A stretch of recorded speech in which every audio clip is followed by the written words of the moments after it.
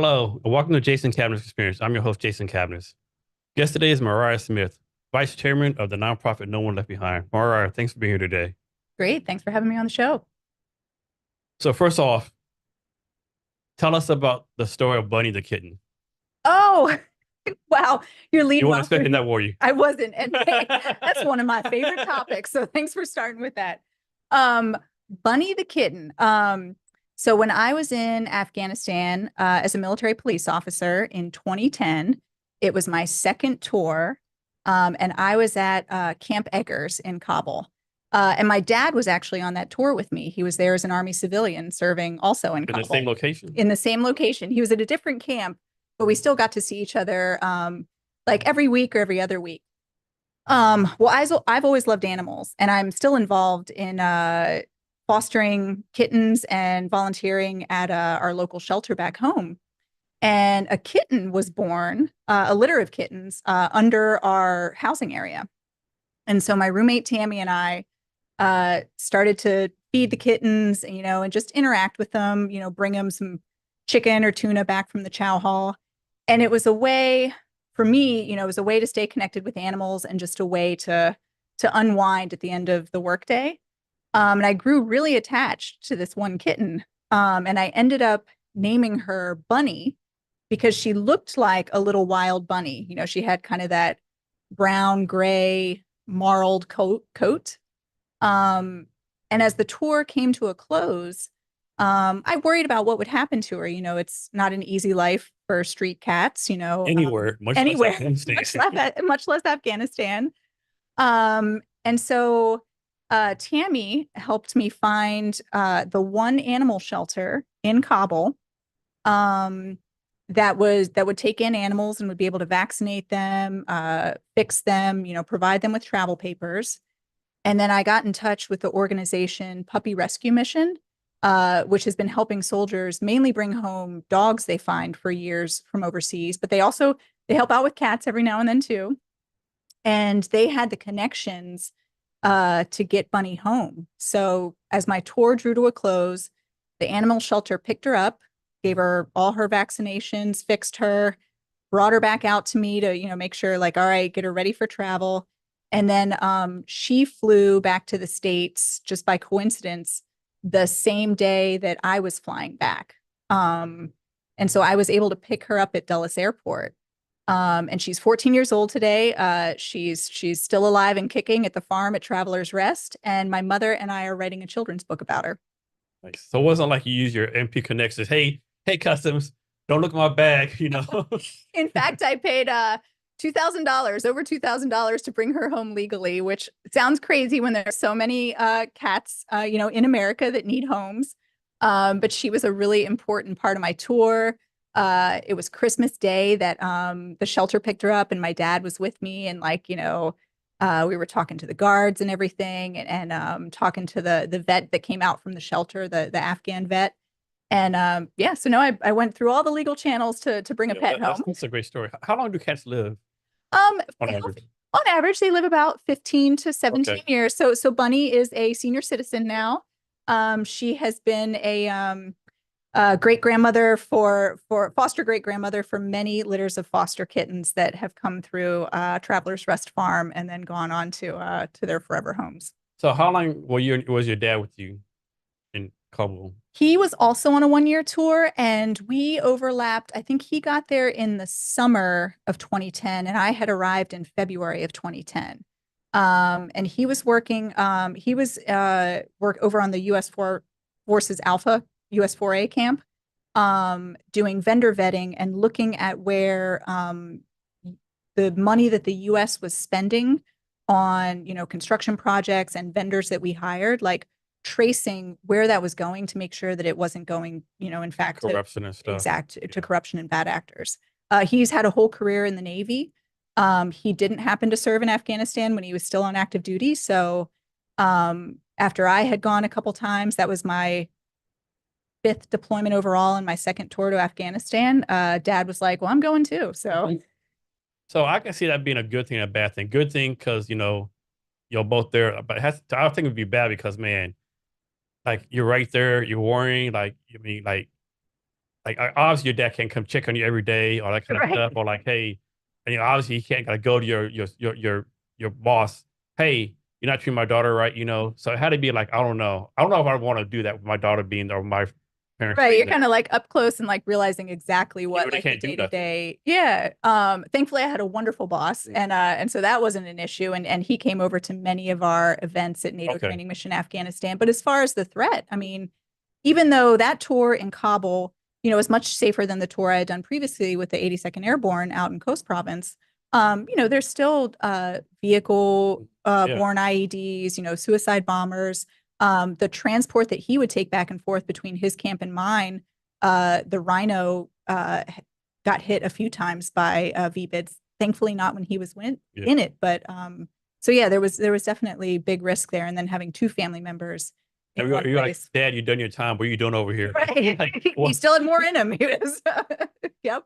like go do something else. No, it was a wonderful experience. I'm really glad we got to do it together. Nice. Yeah. So let's talk about your farm. Is it a farm or a ranch? What do you consider it? Virginia, we say farm. I Okay. feel like ranch is more of like a, Texas slash west of the Okay. Mississippi thing. So we have to talk about your bees. Like, do Yes, you raise bees? Like, you grow honey? You do the whole 9 yards, so to speak? I do. And let me tell you, And do you sell the honey too? I haven't produced enough to sell it yet, but I like to give it But away enough as to, gifts. yes, okay. Yeah. And then enough for like our family. So I got into beekeeping 3 years ago and I took a class for it, offered through like the county extension service. My mom took the class with me and got set up with two beehives. And I did not expect it to be as fascinating as it has been. And there was also another surprising connection. There's like it for some reason unlocked this interest in like spirituality and philosophy for me because there's a lot of people and authors that look at the intelligent design of beehives and the way the hive works, just as it's a fascinating microcosm, and it's a super organism, they call it, because the hive itself is a type of colony, is a type of organism, and then each individual bee, is its own, entity itself. And so I'm guessing they treat you like a friend. Like you go in there, take bee honey away and stuff. They like leave you alone. Like they know who you are, or they like know they're like, no, she's taking our stuff from us. They do get used to their beekeeper. So it's not as disruptive to the bees as you would think. Really experienced beekeepers that have been doing it for many, many years, those are the ones that you see will like operate without like a glove or veils on. I still tend to use, I not tend to use, I do use the protective equipment because I'm still fairly new to it, which is the veil, the jacket, and then the gloves, and then long pants, of course. I've been stung a few times, but as long as you're gentle and kind of move, and it's also like you have to go into that handling your bees with the right frame of mind. Like you have to be patient, you have to be in a good mood, like you can't be exuding anxiety, because they're going to sense that. And you use things like you've seen the beekeeper like smokers, stuff like that to like calm them. That helps with the pheromones that they give off that would otherwise be for like, hey, it's cause for alarm, like a predator's in our hive or Yeah. something. And all those things, help keep them calm enough. And then also being respectful about the amount of honey that you're going to take out and the Yeah. time of year that you do it. Yeah. Yeah. So here's our first rabbit hole, right? So about a month ago, they did a thing on TV where they found this ant colony, right? Yeah. It was like this. It was humongous, right? Miles and miles, and they were pretty ants had like farms, everything storage, right? Like really planned right. And the scientists were saying like it's just instinct, it's not creative design, it's animals, right? Yeah. I mean, I'm thinking like, are you sure this ain't like intelligence right here? Like, are you Right. really Yeah. like so do you believe like bees and ants, they're like intelligent beings? Like Yes. not of course not to all level, but there's a Yeah. level. There's a beautiful book called Song of Increase that talks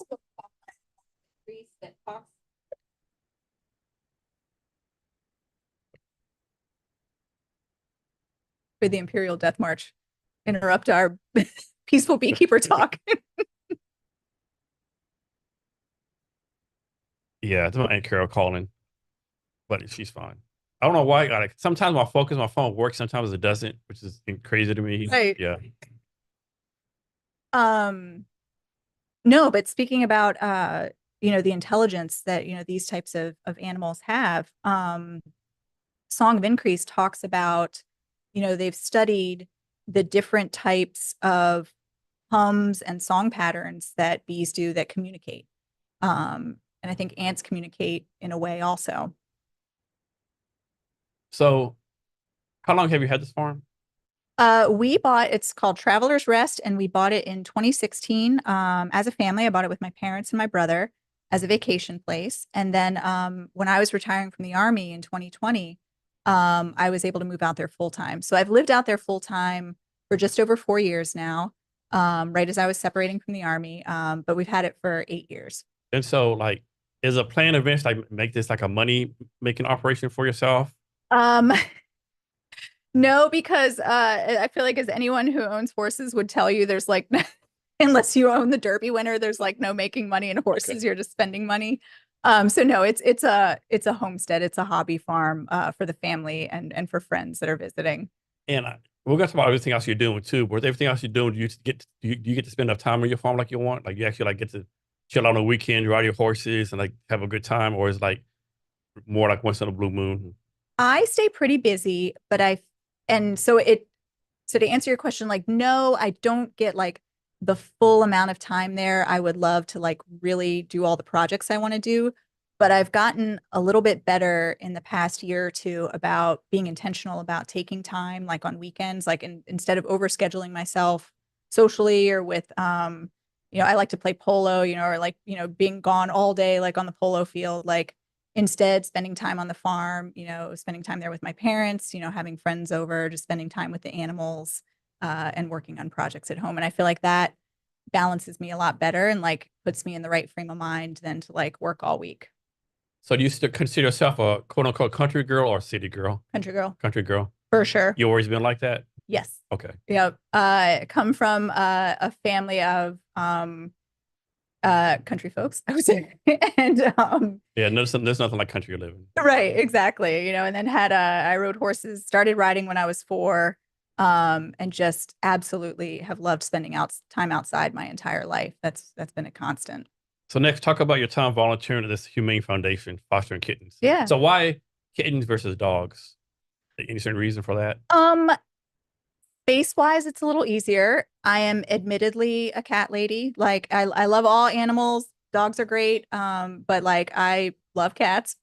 Um, and lifestyle wise, like for fostering cats and in particular fostering kittens and neonatal kittens, which are kittens that are still nursing or just weaning and just learning to eat solid food, but they would still need their mother, normally, are the most euthanized animals that get turned into animal shelters because every spring and summer there are just hundreds of thousands of kittens born that are either found or their mothers are killed or like they can't manage the population because they're born, in a neighborhood or whatever. And so the only way to, save some of these kittens and turn them into pets is if you have a network of fosters, because most shelters are at capacity. They don't have overnight staff. And so you can get set up as a foster with just like, a little space that's like 6 foot by 6 foot. You buy a pet playpen, buy some supplies. If you're bottle feeding kittens, you need to be with them every couple of hours. But if they're slightly older kittens, I mean, you can go to work all day and come back and check on them and socializing them. They kind of teach themselves to use a litter box. They can be turned into well socialized pets ready for adoption within just a few weeks. And it's really rewarding. I have tons of friends and family that have adopted kittens from me that I now get to see them, follow them on Instagram as like family pets. It's really rewarding to see people, come and like meet their family pet, pick them out, and then have a lot of long years with them. So with the stuff Humane Society, how do you keep from getting so like personally involved, right? Because you have to get like, I'm sure you see like animals not get adopted, been there for a long time. Like how do you handle that on a personal level? Yeah, it is sometimes heartbreaking, where you see because you can't help them all. You just try and make a difference with the ones that you can. And so then it's a matter of focusing on the good and what you can do. because it is incredibly sad and overwhelming when you think about all these populations, that aren't being helped, or, there just isn't enough help available for them, or, bad things happen to, innocent animals. So yeah, it's making a difference where you can. Is there such a thing as like an unadoptable pet? Is it like maybe a pet's been there for so long, can get adopted, or maybe they're like have only two legs, or there's something wrong with the pet? Like, is such a thing as unadoptable? I won't say unadoptable. I will say some are have more specific needs for the right home than maybe some other pets. So like cats that are appropriate for like a barn type situation. I have a wonderful cat that came from Middleburg Humane Foundation, where he was an older adult cat. He's a big cat. He's all black. And he's suitable to being, I mean, like he likes to be outside and roaming around. And so he can have a safe life on my farm as an indoor outdoor cat. Um, so no, I don't think there's any that are unadoptable. It's just finding the right circumstances for them. So I might be make this up, but I remember hearing somewhere that each cat kills like 20 birds or 20 rats per year or something like that. So there is yes. So now, I mean, I don't know if that's the correct Yeah, statistic, but as far as domestic cats killing songbirds, that is an issue. And that's one of the reasons, and it's not just safety for the cats themselves, but for, people advocate mainly to have indoor only cats. And it's to prevent, the killing of songbirds. Because cats are fantastic I predators. mean, they're come from the big cat family, right? Exactly. And That stuff is still in will their kill for bloodline. sport, It's still like in their bloodline. like they're, they don't just kill when they're hungry. So yeah, that's just one of the reasons why, so many people advocate for like keeping your cats indoor only. But I think on like my situation where I have a large farm, where I've got a couple barns, and where he like my barn cat actively helps with the rodent population, maybe not as much as I would like. He could do a little more hunting, in my opinion. Maybe I'm feeding him too well.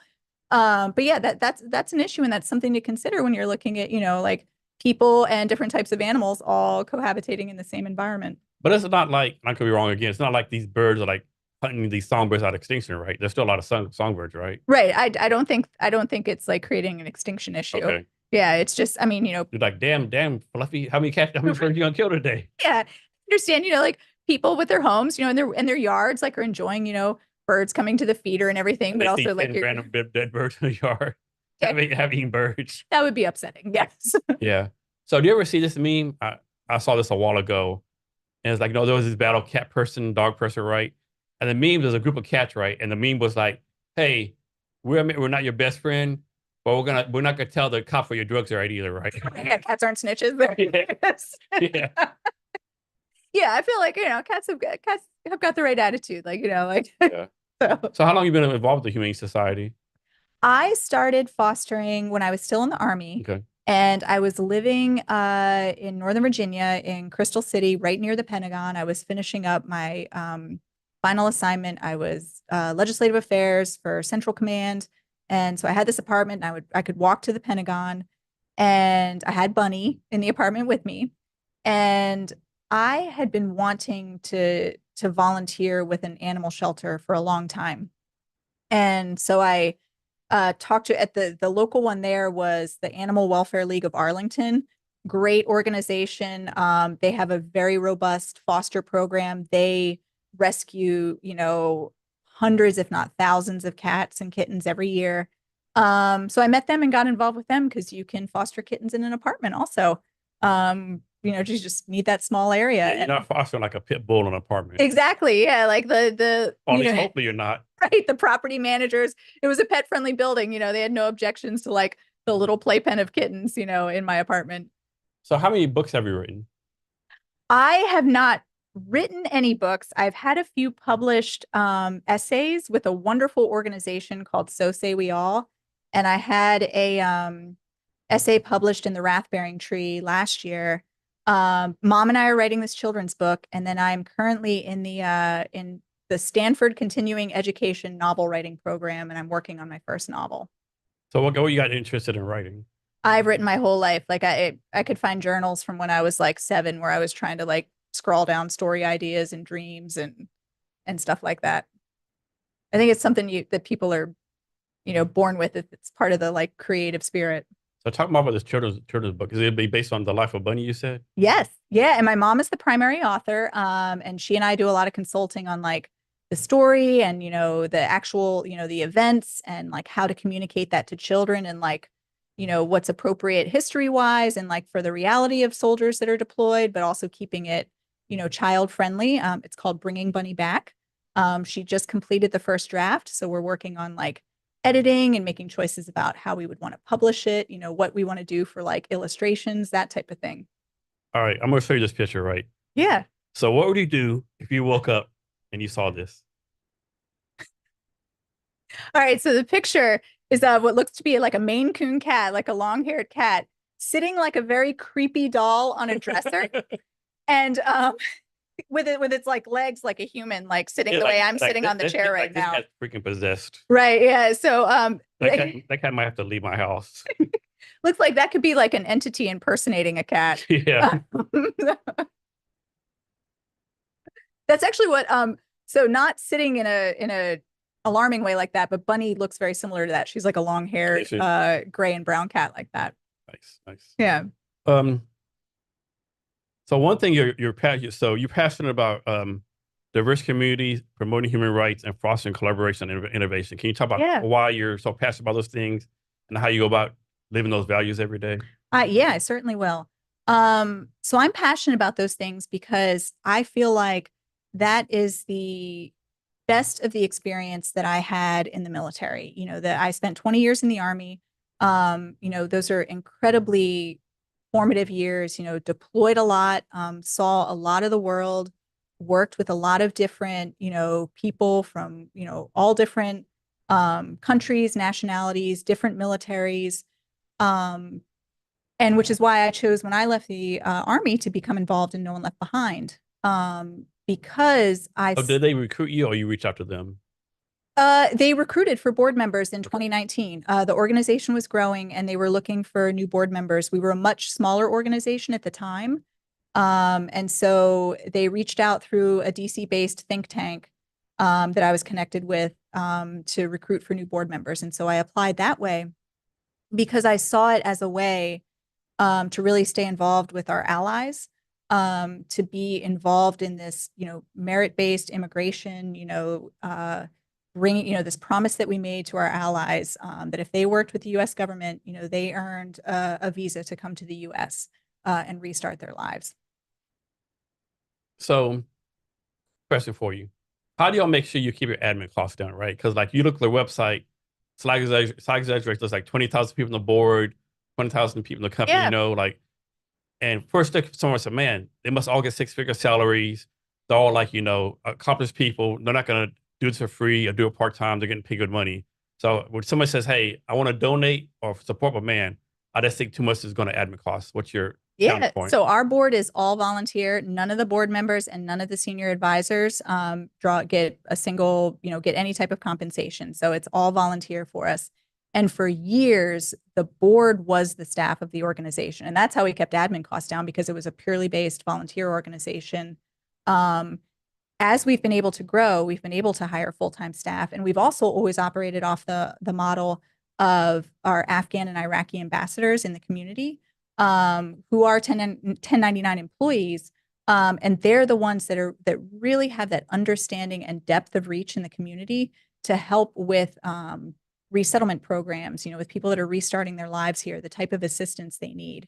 So for keeping admin costs down, like we don't have a office or a facility. We just rent a very small glass cubicle and like a shared workspace so that we have like a single desk for people to go, or we can rent a conference room if we need something. For board meetings, it's always donated space, that type of thing. So we work really, really hard to keep our admin costs down so that the majority of the funds are focused on helping people leave Afghanistan and people start their lives here. And how do y'all like fundraise? Like does certain person give the same money every year? Do you have to like quote unquote beg for money every year to make sure you have operating costs? How does that work? So fundraising is a never-ending task. And I think it's something that, that nonprofits rightfully spend a great amount of time and focus on doing it well.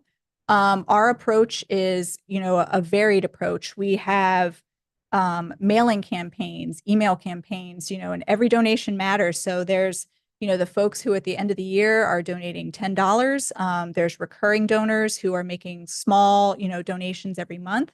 And then there have been larger donors that are partners that may be recurring. They may make a donation, a large donation repeatedly, or they may make a one-time donation. And that's about developing those relationships and, showing them, hey, here's the value of what we're doing. We're helping, these people that we have an obligation to because they already made this commitment and did this work with the US government. And the benefit of helping them relocate to the US, like the country is better for it. Like economically, they just thrive once they're here and get their feet on the ground, and then become, incredible contributors to the communities that they're in.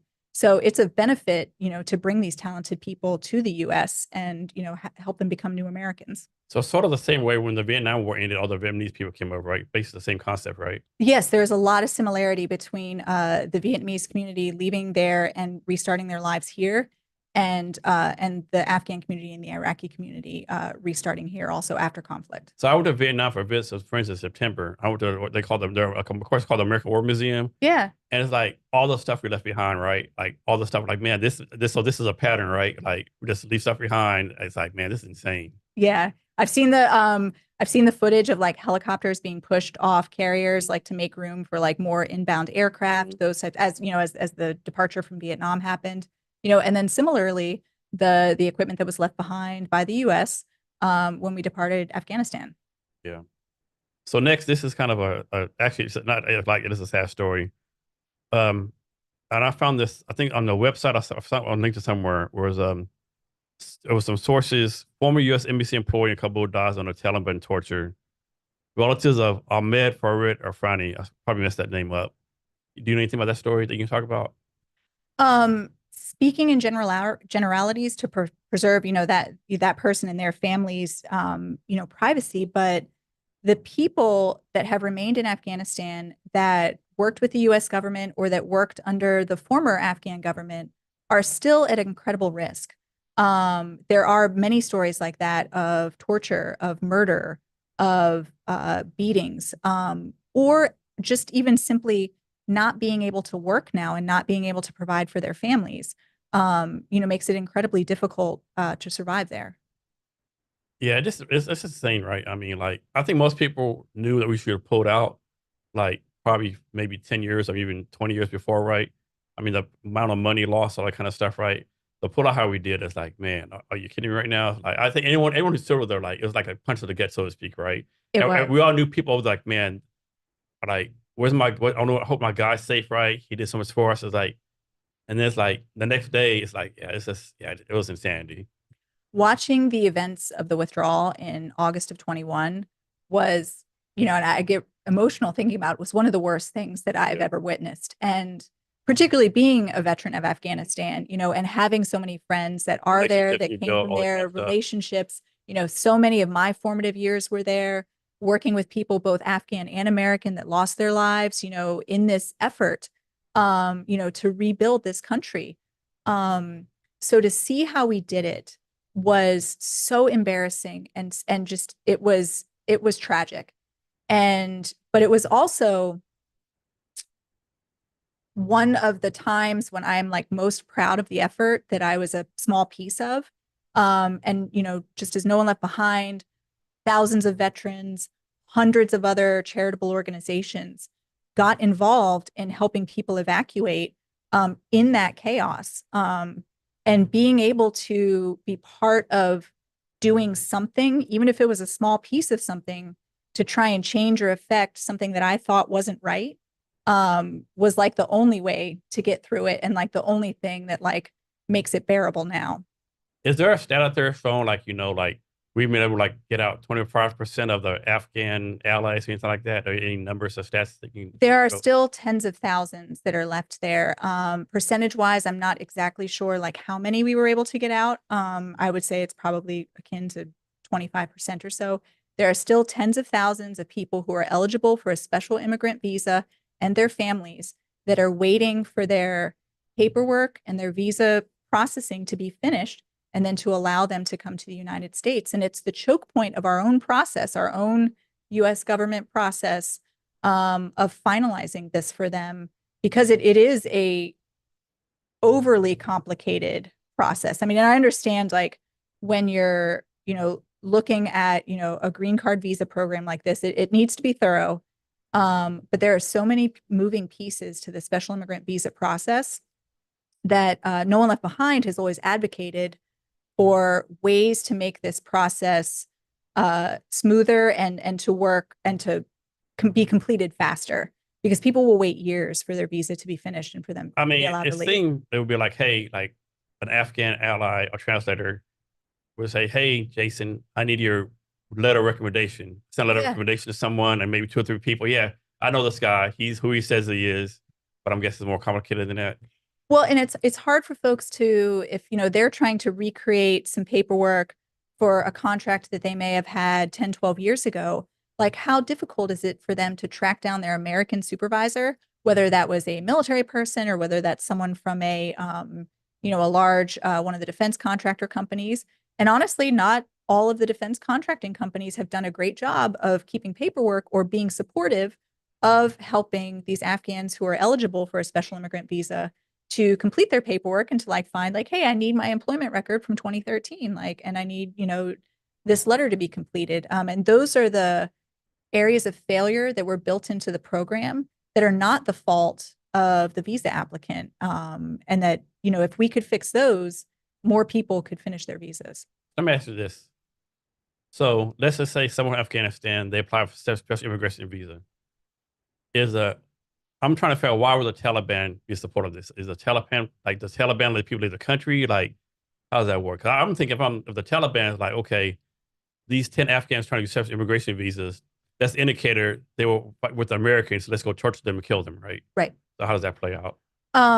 So the Taliban are letting people leave, and I recognize that I'm answering this as someone who's hearing this information secondhand from people that actually are leaving. So, and it's an ever evolving situation. So folks that are actually trying to depart would have like a more like up to the minute sense of like how things are, in trying to get out. But a lot of times people leave by going to a third country, taking a travel visa to another country, maybe saying they're going to attend a wedding or something. And then while there, Islamabad, Pakistan is an example, finishing their visa steps with the American consulate there, and then, moving onward to the US. So when people leave, like, are they leaving by themselves? Are they trying to bring the whole family? 'Cause I would think like with North Korea, someone leaves North Korea, it seems like when you hear in the news, the whole family gets like tortured and killed, right? Yeah. Is that a risk for people trying to leave Afghanistan? Like they leave and the Taliban finds, oh, he left.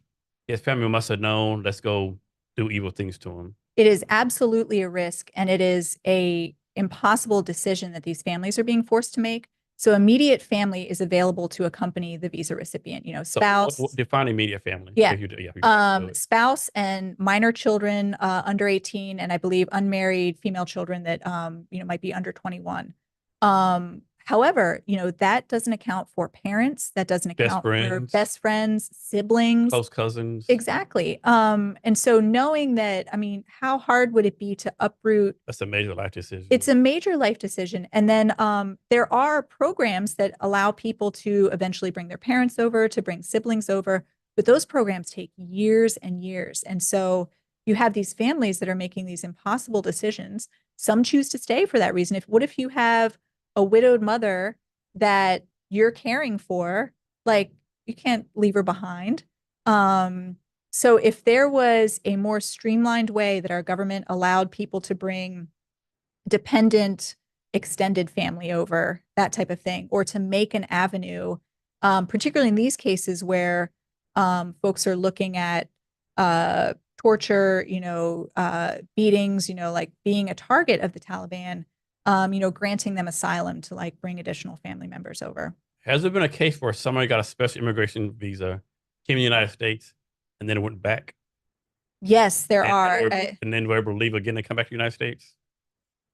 Because I would think they went back like if someone will say, like, if he's going to say, I'm going back to Afghanistan, I'm like, dude, what are you doing, right? Right. I have heard of people going back, and there's probably more specifics out there, but like, people have gone back like to say to get married, or a child, an adult child has gone back to get married. Maybe they were betrothed before their family, left. They came over here and now they're, in their early 20s and they're going to go back, marry and then bring their spouse back over. So there are those That's a cases. big ass risk. I mean, you think you have to like Right. sneak in across the border with Pakistan or something, right? I mean, like Right. Like move, you probably like don't want to fly into the fucking the airport. right. And when we're doing our work with No One Left Behind, we try to be really sensitive to the community that we're helping. That, like, all right, well, they don't want these stories on social media, or names being used or faces being shown in certain cases because, it just presents like even more risk to the family that has remained behind. So what from like when this all happened, when like we left Afghanistan, and the thing of like we're leaving the like female education is a big thing. Like has like I know Taliban were like, oh no, we'll not be as bad. But from your point of view, has like what's happened? Like has like Taliban reverted like the old Taliban, like the what's it called, Sharia law back to 1500s? Has that really happened, or has it been like more modernized, so to speak? My understanding is that there is an attempt to return to Sharia law, and that rights, particularly those afforded to women and girls, have been drastically walked back from what they were, the previous 20 years, with opportunities like advanced education or even just higher education beyond elementary school, opportunities to work outside the home, opportunity, like cannot even travel without a male chaperone, that type of thing, which makes it difficult sometimes where you have households where, that maybe are led by a woman, she's widowed, or, she hadn't yet married or had kids, and is leaving because she's a special immigrant visa recipient or another, just trying to get to Pakistan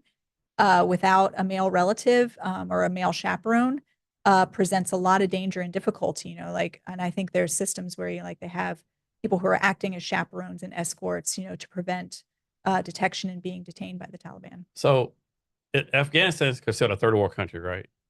I think so. Yeah. Thanks. Okay. Yeah. Do you happen to know like how their economy is doing right now? Like getting better, getting worse, stagnated? And again, just hearing this secondhand from the Afghans and the Afghan Americans that I am friends with, that the economy has, greatly slowed down since the withdrawal of the U.S. and the international presence and the return of the Taliban. Looking at things like free trade, a thriving economy where anyone can work, where you have a lot of opportunity. Like, what's the incentive for international businesses to invest in Afghanistan right now? If they're worried about, an autocratic regime, and the security risks and everything. So that, would cause a slowdown in the economy. And also, I believe like the Taliban are realizing that governance is difficult. Like Yeah, yeah. operating, an entire country, that's a large country that is spread out over a big geographic area with a lot of variety. A And, lot of tribes, right? A lot of yeah, languages. that is difficult to govern, and to like serve a population, with things like healthcare, like access to enough food, like, infrastructure updates, those types, policing. That's a challenge in any country. And frankly, like they are not career bureaucrats or like, folks like involved in government, like they're inexperienced at it. And I think they're realizing that it's difficult. And a plus the fact that landlocked doesn't help either. I'm thinking. Right. Yeah, there's not like a lot of rail lines coming into the country, no ports, obviously. So Does Afghanistan actually have any allies? The Taliban do have any allies? I know like during the peace talks they were dealing with the people with the country of Qatar, I think, maybe Pakistan, but it's not like the prime minister of Mexico is flying in every day and having dinner or conversations, right? I don't think so. I mean, I might speculate that perhaps some of the countries that the US also considers adversaries might be making investments Yeah, in that's a good point. Afghanistan, such as, China looking at mining rights there, continuing to like think 100 years out, as far as like the natural resources of the country, and continuing to make those investments where most countries have not been willing to. So that's a good point. Like I definitely agree should have pulled out, but like people don't know Afghanistan has like a boatload of resources, right? I was surprised that we didn't like keep something there, right? Like, I don't like a division, a military base, some kind of presence, right? A U.S. embassy because they have so much stuff, right? I believe it was short-sighted on our part, Yeah. is my personal opinion. Here's one for you. this is a kind of pet peeve of mine. Like American citizens, not to talk politics, but I will. We're so short-sighted, right? Like the presidential race is going all right. Not once has anyone brought up like the withdrawal from Afghanistan, right? I think that's just a shame, right? Like if I'm like the Republican side, I'm bringing that up. Like, here's President Biden's leadership in this part, right? But maybe it's like so long ago they know no one cares about it.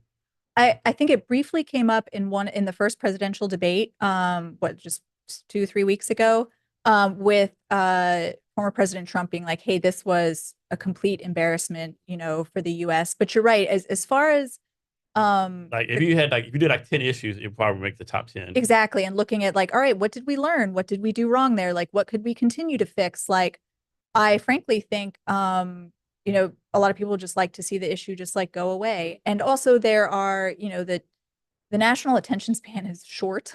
Yeah. Um, and there have been other issues like the war in Ukraine, the Israel-Gaza war that is, diverting, understandably, attention from, a crisis that is ongoing but happened in 21 when these are more recent. And that's just kind of how our 24-hour news cycle brain runs now. So how does No One Left Behind, like you'll do your best to put this back in the forefront of American public policy, so to speak? Right. Yep. And we do that through 3 pillars. So No One Left Behind, which has been around since 2013. We grew during the withdrawal, but we've been around for much longer.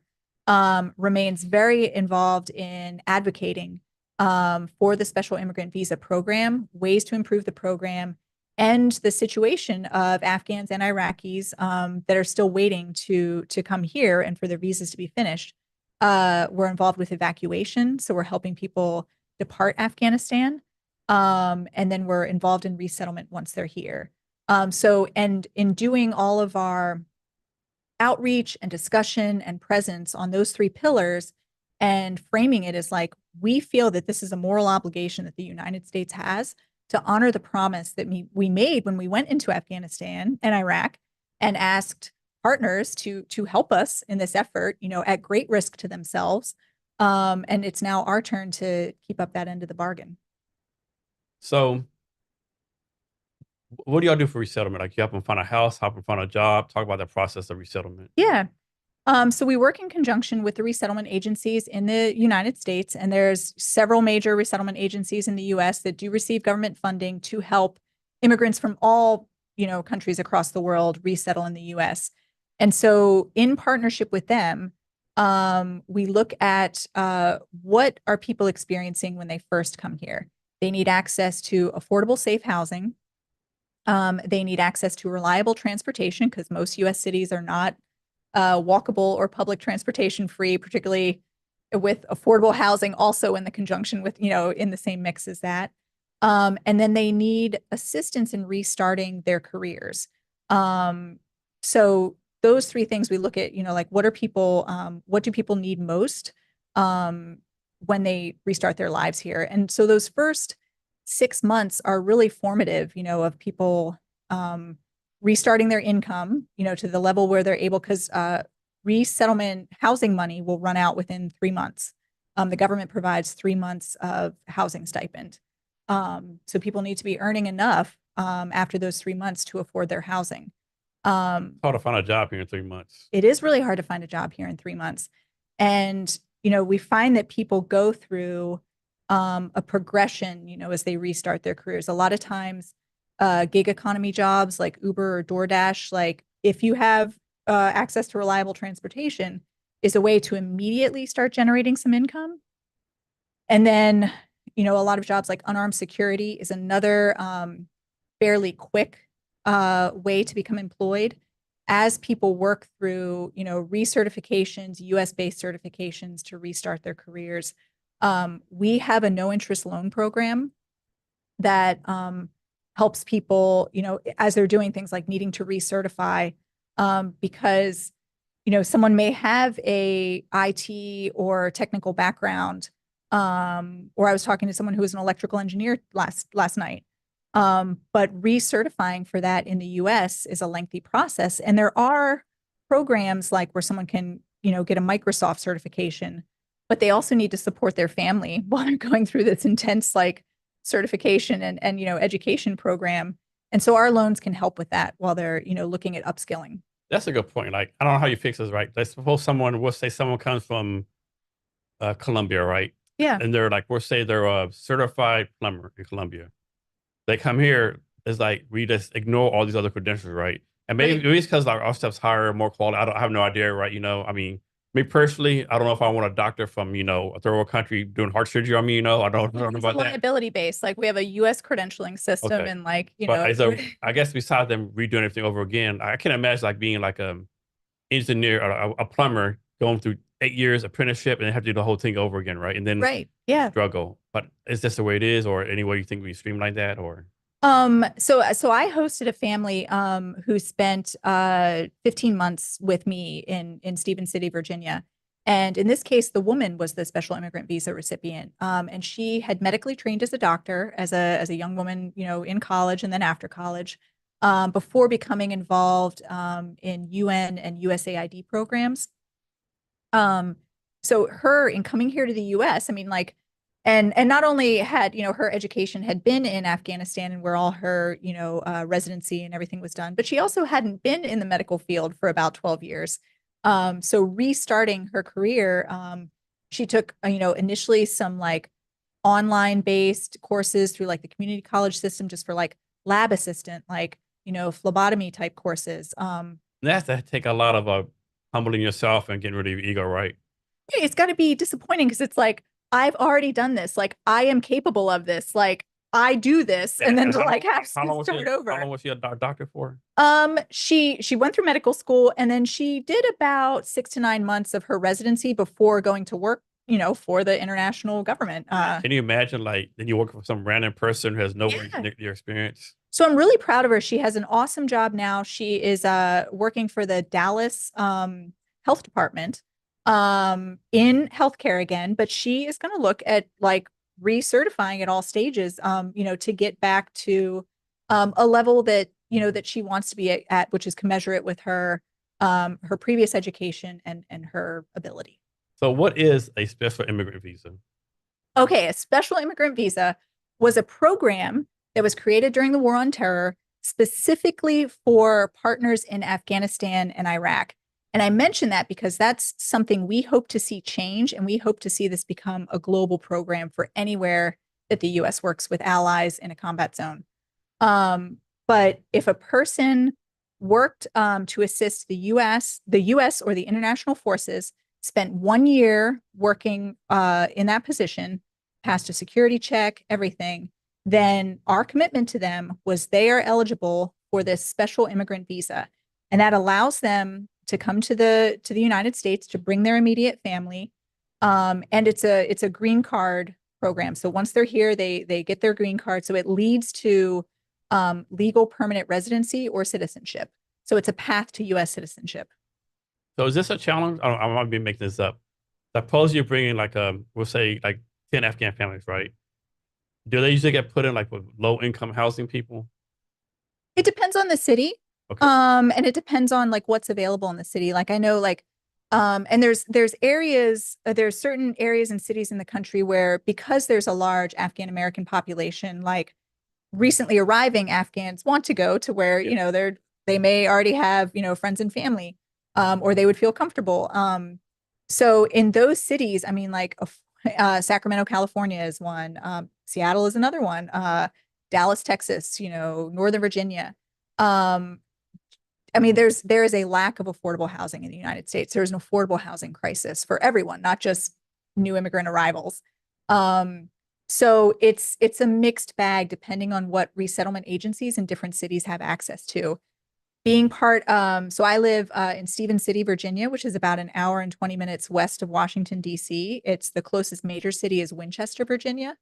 And there's like very little actual subsidized housing there. So they are really just kind of reaching into the community because it's a smaller city. And so my home is a duplex. So I had an available vacant unit that I just volunteered to host the family in at no cost for their time there. But they're reaching out to landlords, like, hey, where are the pockets of affordable housing in these different cities and what's available? I mean, there might be long waiting lists for So is this a challenge? Like, suppose you put a family in with like low income housing. Do those people have been there like for like maybe 5, 10 years? They like a challenge like, hey, the resources are short already. Why are you bringing these immigrants in here? America first. Like we've been poor for like that's a bad term to use, but we've been struggling for all these years. No one gives resource, and all of a sudden these people come from out of nowhere. Yeah, Like, I would be interested to talk to a family that had gone into a housing situation like that, where maybe they're like looking at, kind of all these different cultures coming together, of hey, what was your experience as like a newly arrived family? Like, were you encountering either bias or resentment from, other people who have, maybe like you said, been in the system longer, or feel that these resources are scarce? I don't know the answer to that. And I think that's a challenge that have you heard like any complaints or any stories, secondhand or anything? me personally, I have Okay. not. I bet if I asked within our Afghan American community, like they've probably heard, people have probably been more candid with them about like, hey, this is how like it felt my first month when I was trying to get to know like my neighbors and acclimate, to a new culture. And so you said the biggest Afghan communities are in Sacramento, Seattle, and where else? Dallas Fort Worth area, and Northern Virginia. So why those areas? Like, does someone just pick those areas? The Afghan people said this is the closest to our weather. I think for years and years, like there's already been an Afghan American population here, and so like it just it continues to build on itself. Just like there's still a big like Irish and Italian population Yeah, in like New York and yeah. like that type of thing. It's people are going to where they've heard about like um some of my favorite conversations that I've had are with families as they choose like where to come in the US. And I mean, like, you grow up looking at a map of a country that isn't yours and like Yeah, it's an abstract, yeah. so it's like, I remember one family saying to me, like, all right, we're flying through to Chicago to get to Sacramento. Like, where is Chicago? And then like walking him through, like, okay, this is Chicago It's and you're gonna way fly, over yeah, there. right? Like, it's not like in line with where you're going. It's not close. And just looking at the size of the U.S., the variety, it's neat to see it through newcomers' eyes.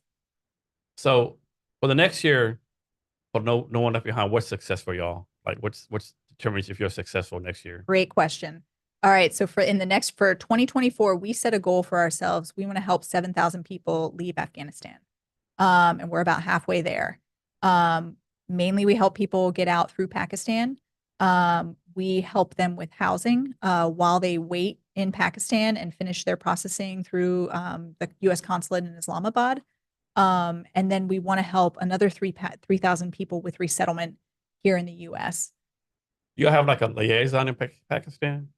Oh, we do. We have, like other partners that we've been working with, like we work in conjunction with the State Department. So as people are getting ready to fly to the US, like we're in constant communication, like, hey, this visa, this family, is here, like they're ready for their medical exam. Like a lot of times, it'll be a flight that is paid for by the US government. If someone's visa and their family's finished, like the government pays for them to make the final onward movement to the US. What if someone says, "Hey, I want to do this process, but my family is in France. You have them Yeah. get there too." Yeah, we've helped all kinds of like people from all over, as long as it is a country where the US has an embassy and has a relationship where we can assist with those types. Like there are a lot of Afghan families in Iran, and we're just not able to help Yeah, them probably not. unless they move somewhere Yeah. else, and then we can like send some assistance.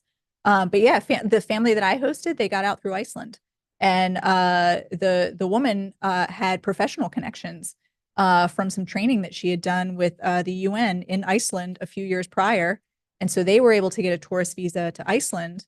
And then once there, started working with the US consulate and us and Iceland put them in government housing for the 4 months that they were there, and finished their visa processing there, and then came over. What's been some of the like frustrating things about doing all this? Is it government bureaucracy or something else? Government bureaucracy is a never-ending frustration, like just across all aspects of it, not just this, but that has been a very big one. Seeing the attention be diluted by other issues, and while we realize that there are, many crises going across the globe that are like very deserving of attention and assistance in itself, trying to keep people focused on like hey, thousands of our allies are still in a very difficult situation and like still need our help. Like we committed this to them. That's been frustrating as well. And that's, what we're constantly working towards. And then we're also constantly working, with our government partners to like, hey, what are ways that we can improve this program and make it just a little bit faster and a little bit more streamlined, available. We would love to see it become a permanent program. Right now, it is reauthorized continuously, and it is only available for Afghanistan and Iraq. And we wanted to see it become a global permanent program. Immigration, that's a federal purview, right? Yeah. So it's not like Colorado say, okay, they're only letting like 100 whatever in. We're going to increase to 10,000 just for the state of Colorado, right? Right. Yeah. It's Okay. a federal program. And let's suppose it's like, we'll say 10,000 people. Is that divided equally to the states, or it's like 10,000 period? It fluctuates based on uh what states and what cities have capacity and what resettlement agencies have capacity. So if it's 10,000 that are coming and that are authorized, like there may be times when Sacramento has capacity, but after the forest fires last year and after, a certain, like a big wave comes, like they're at capacity and it's like, the government is not sending newly arrived folks to Sacramento, and I'm using this as an example. Then they're looking for, all right, what resettlement agencies, what areas of the country have capacity? And that's another thing that we always advocate for. That's another reason we're up here in Seattle this week, is because we're looking at a program with the Welcome Corps, which is a public-private partnership, that looks at how we can increase capacity in places like Seattle to help more families arrive here. And the program that we're looking at is where private sponsor groups can take on some of the assistance of helping newly arrived families navigate things like healthcare, getting children enrolled in schools, finding access to transportation, those types of things, getting your EBT started, those types of things. And if we can increase capacity in certain cities, that may speed up the rate at which people can come here. So let's say obviously a translator already know how to speak English, right? Mhm. But let's suppose a wife and 3 kids don't speak English. Do y'all teach them English, or how does that work? We personally don't teach them English, but you have identified like a very real challenge that a lot of new families face where the spouse that wasn't the translator may not have the English language ability that the spouse who did work for the government had. And that can lead to like feelings of isolation. They're cut off from, a community that they had back home and family, and they're thrust into an environment where it's more difficult to assimilate into a new culture if you don't speak the language. And that's where our Afghan ambassadors are so important in communities, because they understand access to programs like in their cities, like, hey, you need an English as a second language program. Like, here's one that where a newly arrived, Afghan spouse will feel comfortable going, that type of thing. Or you can get to it if you don't have a car yet, that type of thing. We find that children, particularly the younger they are, really, children are so resilient, start to thrive, immediately, going to school and, just being kids. Yeah, definitely. So most people in Afghanistan follow the Islamic religion, correct? And so does that, like, I'm guessing you're not going to put them in a place that's like 0% of that religion, right? Does that play a role where you place them at? Like percentage of people in that population with that religion they follow? So I think it may be something that the resettlement agencies consider, um, but not so much where it's like, oh, there's not a big presence of that religion in this area. It's more of like, hey, let's help you find access to a mosque or a place of worship where you feel comfortable, um, and here's where it's located, let's help with an introduction, to the imam or to the leadership, because if you have trouble getting there in your first few weeks when you don't have a car, like those types of things. So it's helping people find comfort, in communities that way versus like, all right, there's only 2% practicing, Muslims in this city. We're not going to send people there. It's more like, all right, how can you, help, folks feel comfortable and get settled in their new community? I'm guessing there's a choice between like selling someone in Seattle, Washington with all the resources here and like we'll say Smallville, Arkansas with no resources. Seattle wins that every time. Uh, What surprise? So like some states, like there's programs in Arkansas where like communities have taken on a certain number of families, and like just to have like they understand what their capacity is as far as like housing and ability to absorb new families, and have done tremendous things. So it's really community dependent. Of course, like larger cities that are more of a melting pot, like are going to have a lot bigger capacity and systems in place, and nonprofits and organizations, church organizations that are already developed in helping a very diverse population. So how do you help people when they come here, like deal with like the high rates of crime and all this other stuff we have come here that they might not have in Afghanistan, right? Right. Yeah. Like that's and again, that's where we think our ambassadors are such strong and important, like the central nucleus of how our organization functions. And when I say ambassador, what I'm talking about is an Afghan or Iraqi American that has been here, from anywhere from a few years to a decade, that understands the community and understands what has had their own experience restarting their life and career here. That is a main community organizer. Um, so leaning on them for like, all right, and Ahmad and I were talking about this in the car on the way over. It is a cultural adjustment coming to a new country. Like what is it like here? What are the things that you're going to encounter that are completely different? And those are just conversations and experiences that happen in the first months. Are you able to do this? This might actually be illegal or unethical. Like you sell a family, everything was great. Are you able to have like go on social media and tell the story? Only with their permission, Okay. only with their very Do a explicit lot of people permission. do that, or they're kind of shy, like they don't want to be like? And then you said you don't put them out there because of Taliban and stuff too. Yeah, a lot of people are reserved because they're concerned about the safety of their families that remain in Afghanistan, their extended families. And so while we are always looking for stories to tell, because that's how people connect to, these different experiences. Especially Like after the fundraising, I would think. it helps with fundraising. It helps people understand like, hey, this is why it's still important. Like this is what people are still going through like right now. Um, we only do it if, people are like, yes, you can share my story. You can share my pictures, but blur my face or use like an alias, that type of thing.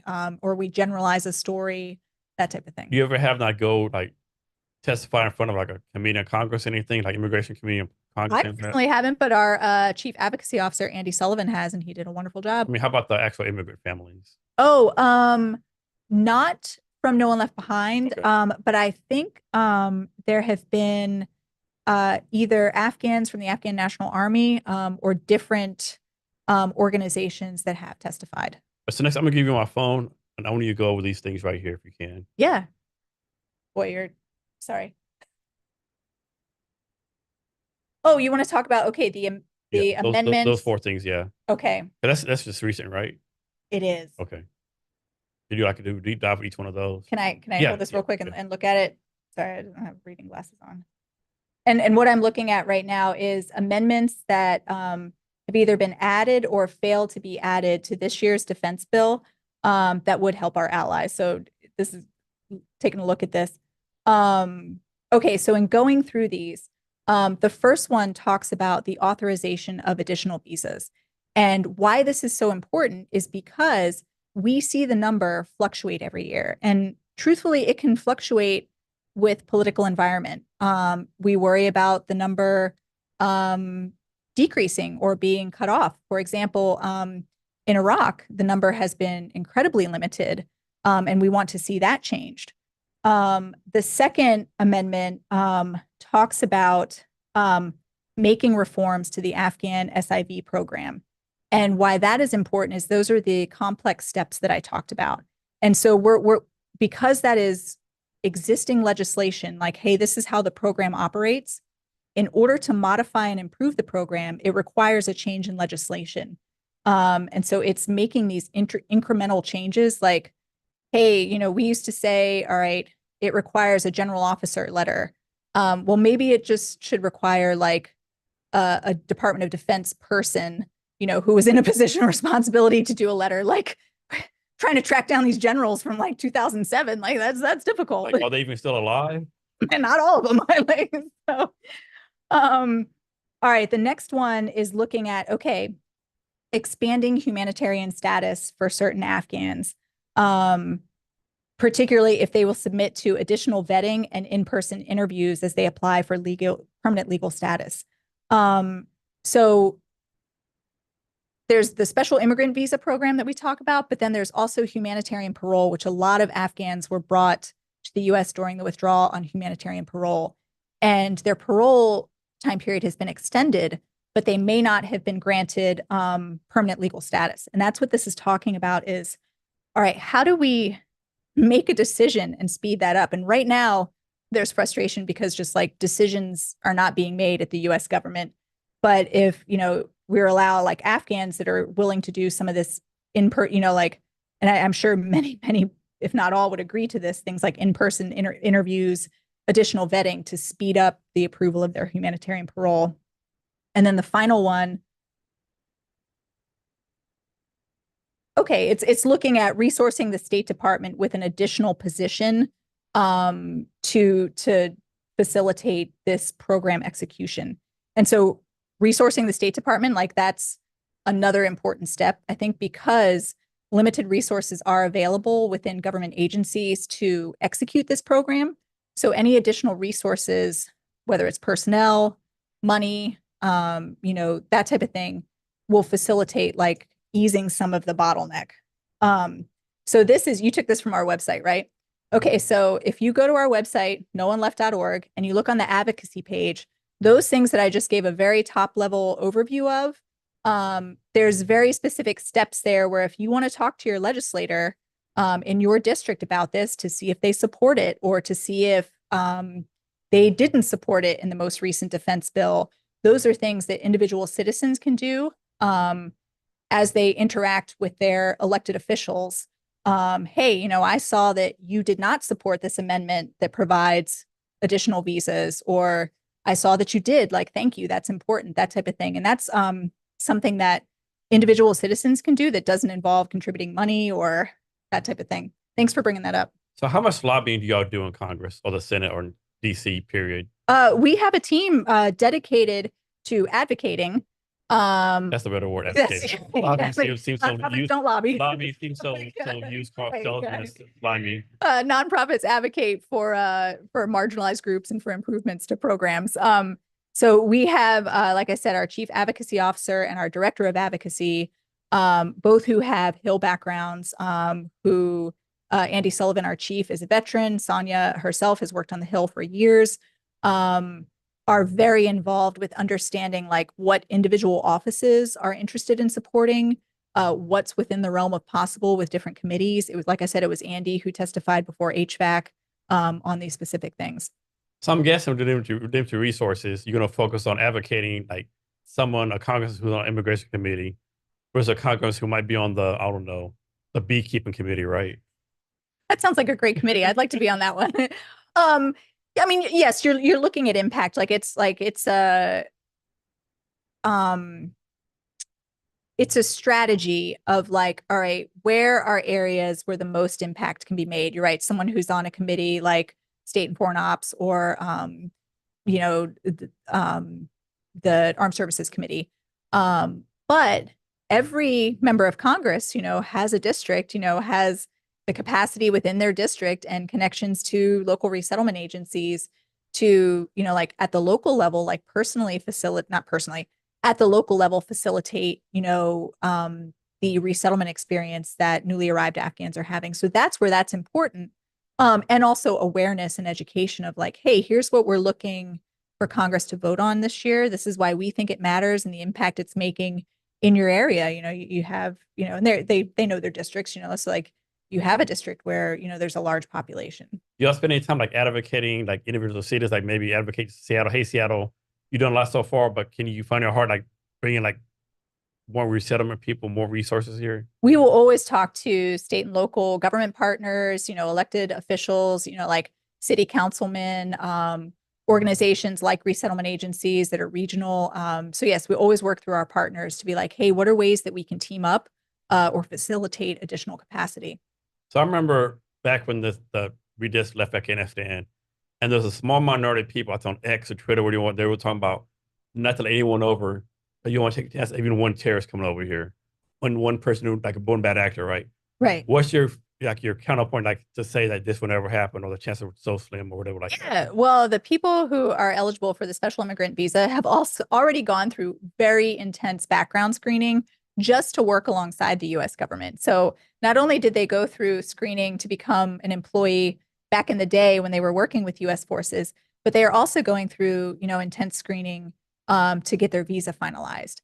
And so we look at this, I mean, this is a nonpartisan issue. It is merit-based immigration. I mean, of course, there is always a risk. I mean, we got plenty of bad actors within the United States that have been, citizens here, natural born citizens their whole life. So there's always a risk of a bad individual, but there are a lot of screening measures, put in place for this program. And how many people have y'all resettled so far?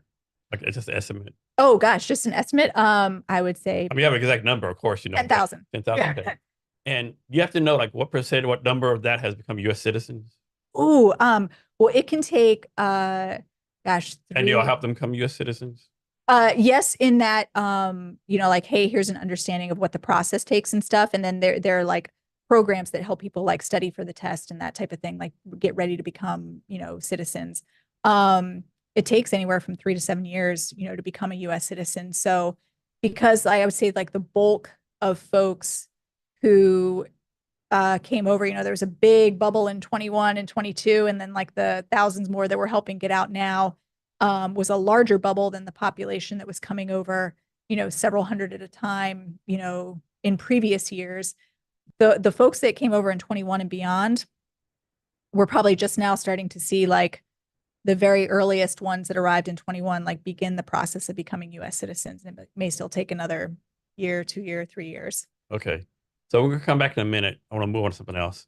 Talk about being an FBI Academy graduate. Oh yeah, okay. Were you still in the Army when you did that or after the Army? I was. No, I was still in the Army. So the FBI National Academy is a 3-month academy that's run by the FBI and it's been around since the 50s. It is designed to bring law enforcement professionals from the Department of Defense, the Department of Energy, state and local law enforcement agencies, and teach them the latest in investigative techniques, in networking, in tools and resources that are available in relationships with federal law enforcement agencies. So this 3-month school, FBI National Academy, incredible school. The Army, all branches of the service are able to send a handful of people every year, and they focus on people that are either military police or security forces or counterintelligence folks. So I attended in 2014 when I was a major. I was session 256. It's important to like say your session number because that's how people like identify with your cohort. And after I completed the FBI National Academy, I then went to the Criminal Investigation Division, the based out of Fort Bragg, the one for the Southeast that had jurisdiction over a lot of the bases in the Southeast. But then we also deployed to Afghanistan. So this academy is a mental and physical? It is, yeah. Okay. What kind of talk about some of the physical things you had to do? Yeah, well, there's physical training like throughout the week. I remember we did like CrossFit competitions. There you do Hogan's Alley, which is like their shooting range. And then the biggest step is the Yellow Brick Road, which is a 6-mile running an obstacle course like through the woods, and it's kind of like, for me, it was very familiar because it's a lot of like your classic Army obstacle course stuff, like low crawling and like jumping over stuff and climbing ropes. So yeah, there is a physical aspect to it as well. Now, keeping in mind, a lot of people are going to this at a later stage in their career.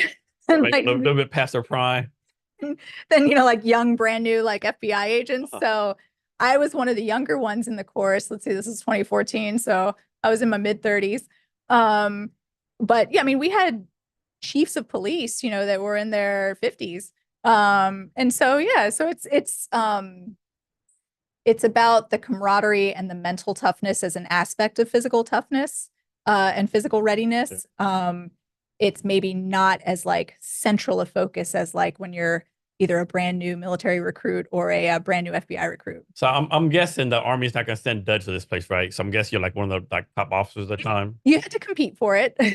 So, is it something you competed for, or did someone put you in for it? No, I competed for it. Oh. There's an application process. Okay. There's a board. You have to get letters of recommendation. And so I threw my hat in the ring and was fortunate enough to be selected for that particular cohort. Nice, nice. Yeah. So next, let's talk about something personal, right? If you don't want to, you don't have to, right? So Okay. you're single right now. Yes. Have you always been single? I was married for a few years when Okay. I was in the army, and like like many veterans know, marriages are tough Yeah. within the military framework. Here's a question, right? And this is for any like young female officers, any young females in the army. Like, from my experience in the army, I did 25 years. Females army had to make a choice, right? Like to stay single and compete at the highest level. Like I know so many like majors and colonels are single, got out and didn't have a family. Now it's like they all regret it, right? Yeah. Or, you know, they got married, had a kid, and got out, right? Yeah. What's your advice to females out there like at that point in the career right there? Like they're being told they're doing great, they have a chance to really have a good career, maybe make football colonel, or they want a family, Yeah. all this conflicted stuff, right? Like what's your advice Yes. for that? Okay. That's a good question. That's a lot. Okay, because I am proud to see that the military has made improvements just in my experience or in my time that I was in, from I was in from 2000 to 2020. They made changes to maternity leave, they implemented paternity leave, they improved programs for new mothers. Because I think in earlier years, it was almost impossible. And if I want to remember correctly, it may have been in the 70s and 80s when they first brought, really like integrated women into a lot of aspects of the military. It's like if you got pregnant, like you had to leave the military. That may have been like really early on, like in the 60s and 70s. But it was very difficult for women to make that choice of like, how am I going to time having a family with things like, timing command, like that type of stuff. Um, it's gotten a little better. And like, I feel like, people are always like, oh, women can have it all. Like, you're still going to make choices and trade-offs. Like, I have many friends who have very successfully, women, um, had children, raised children, and still had incredible careers, like been commanders, reached very high levels in their career. But with a family, you are always going to make trade-offs, as you should. um, like, hey, this is not the right time to take this assignment because, I have a child who's having a health issue, or, we decided to have our second baby right now. Me personally, I made the decision not to have children. That's one that I am good with. Um, other people may And have you felt never got the differently. urge later on in your life that what's it called? The biological The biological urge didn't kick never in for came. me. Like, and I think women, thankfully, now, nowadays, have the ability to decide that and to, take measures to control that previous generations didn't. So it's an option, that we have. Like, I can actively plan to choose, or if, to choose to have a family or not. And that's not something that previous generations, had access to that like level of control and planning. So for me, no, that never really felt the urge. Love kids. But you love everyone else's kids. Right. Exactly. Like come visit the you farm probably and then you probably the go best home. you probably the best animal in the history of the world. Exactly right.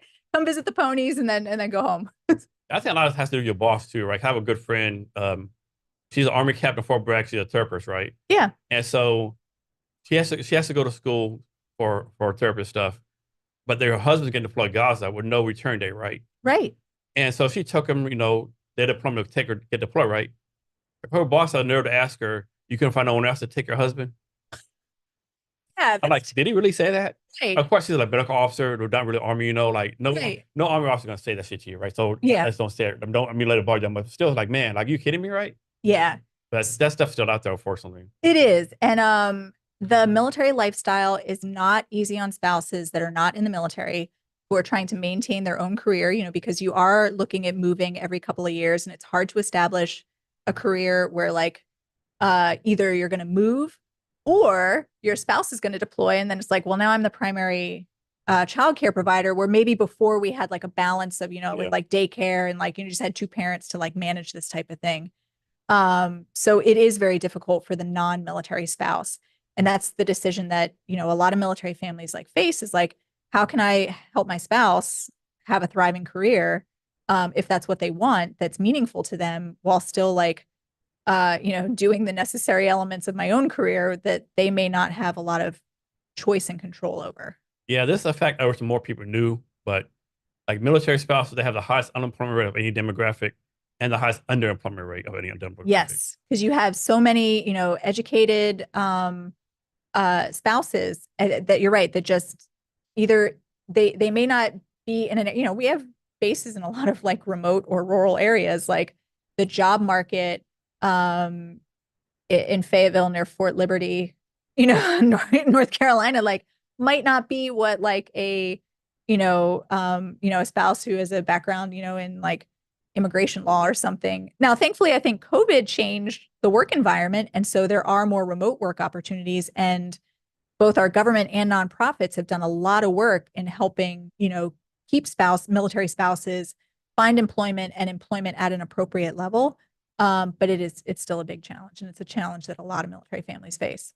Yeah. So next, let's move on to your like, well, quote unquote, the job that pays you money. Is it called Accrete AI? Accrete. Accrete Yep, AI? Accrete AI. How long you been with them? So I've been with Accrete for 3 years, and I'm glad you asked me because it is a great company, and I've had such a good experience there that I'm excited to talk about it. I was supposed to start at Accrete on September 1st of 21, and at in mid to late August of 21, no one left behind, and a number of us on the board and volunteers were so, and as well as like thousands of veterans and other folks across the country were so involved in the evacuation, and it was 24-hour operations, being contacted by thousands of people. I mean, like the utter absorption that all of us that were involved in the evacuation, like it took over our lives in mid 21, that I reached out to my future boss in Accrete and was like, I'm really sorry, I'm not going to be able to start this job. And he was like, what are you talking about? Like, and so I knew him and I'd interviewed with him. So I told him about what I was doing. And he came to visit us at our coordination cell. And, he knew some of the other folks there because we had a lot of former military and current military, and he's retired military himself. And then was like, that's all right. Like, take the time you need.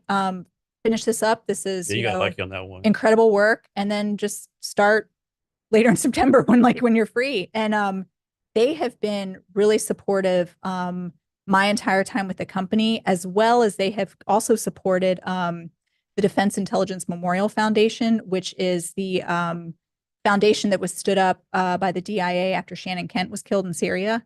So they've really, look at the aspect of the whole person and their employees, and like, all right, what do people care about? What are they involved in? Like, how can we help? So what do you do for them? I'm the director of operations for the Office of the CEO. So Accrete has Chief of staff, sort of like, or chief I operating work with officer? the chief of staff. It's Okay. it's the operations cell with the chief of Okay. staff. So we've got 4 offices. We have an office in Manhattan. We have a team in India. We have a research team up in Massachusetts near MIT. And then we have our federal office in Northern Virginia. And so y'all do like a lot of government contracts? So we have some government contracts. We are a prime contractor. We have a multi-year contract with the Department of Defense that looks at our supply chain tool called Argus Supply Chain. And it specifically looks at concealed foreign influence on entities and companies that the government may be purchasing from or partnering with. The DoD can do due diligence on like, hey, this appears to be like a Canadian technology company. Let me look and see, is there adversarial foreign Like ownership? spy stuff? Like, is there Chinese government ownership Okay. of, a company that appears to be Canadian? That Okay. type of thing. Okay. And on their website, it says, our vision is an end to knowledge loss. What does that mean? Yeah. So nowadays, with this immense data collection, I mean, there is too much available information, and there is too much information and data available to manage. So the knowledge agents that we build are always looking at ways that like companies aren't losing, aren't having knowledge loss. So, if a person leaves a company, they've been there for 5 or 6 years. They've touched multiple different data systems, different operating systems, as well as just their, intrinsic knowledge of the business and like everything that's passed through their email for the past several years. How do you capture and replicate that in a form that the company can continue to like utilize? Like, hey, we worked on this 5 years ago. Like, let me query, like what's everything that we did previously on this. So that's the type of knowledge loss that we're talking about. So why do you use AI for this? Does AI make this a less complicated problem to solve? Like why add AI to the top of this problem solving thing? Because the amount of data out there now is not able to be processed by a human in like a reasonable time frame.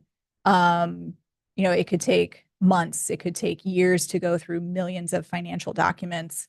So you need a tool, you need some type of artificial intelligence tool to help the human go through that and understand it. So people be scared, or so they should be like, optimistic that AI is coming on board, so to speak. Yeah. I I personally am optimistic. I think people should be optimistic at how this is going to help us, prevent knowledge loss and to manage and understand, our environment better. Um, so yeah, I think it's a good thing. I think it's going to fundamentally change the work environment, careers, like how people study and research. But yeah, Do you think there's a job out there that AI may not potentially take over? I hope it never takes over for artists and writers and like true human creativity. Things where people care is really important, like, firsthand, like medical providers, where the human aspect and the human connection is really important. Here's one for you. I've asked this on the podcast. Let's suppose you have open heart surgery, right? Yeah, You want a doctor, human doctor, or AI to do it? I would want both. Because I think that would be an incredible team. Like a human surgeon who's been doing it for 30 years may have an intuitive sense of like recognizing, anomalies or just, things that um, an AI tool might not. But I might actually want the like Precision. the precision of, Yeah. the robotic surgeon, and like as well as, like monitoring, all my vitals, like all that type of thing. Yeah, you're the first person to answer like that. Most people say human. I always follow the question. Okay, let's suppose a human doctor finished last in his class and has like 2 or 3 malpractice suits. Oh, AI, AI. I think the team, and I think you're going to see a lot more of Yeah. that, like kind of that teaming. Like it should be a tool to enhance our human talent and our human gifts, not a replacement, but rather like it's enhancing our own abilities. What do you see as the future of AI? Oh gosh, that's a big question. I believe it is going to become infused in all aspects of our life, just the way that the internet and cell phones are ubiquitous now. Like we use the internet constantly throughout the day. Like it's a tool that, like the youngest children understand, like, all right, I'm going to look this up or I want to see this or like I'm going to interact, with a video or something. I believe that's how you're going to see like different AI tools, begin to, like it's just going to become totally integrated into our day-to-day lives. So a Cree AI, they're basically like a tech startup, correct?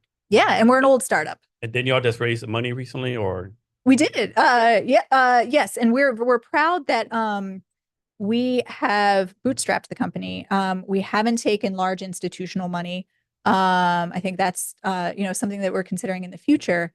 But it's been investments from, friends and family, like, and the company has recurring revenue now. So we're really proud of how we've built it along the way. so who is like a quote unquote like your perfect customer, so to speak?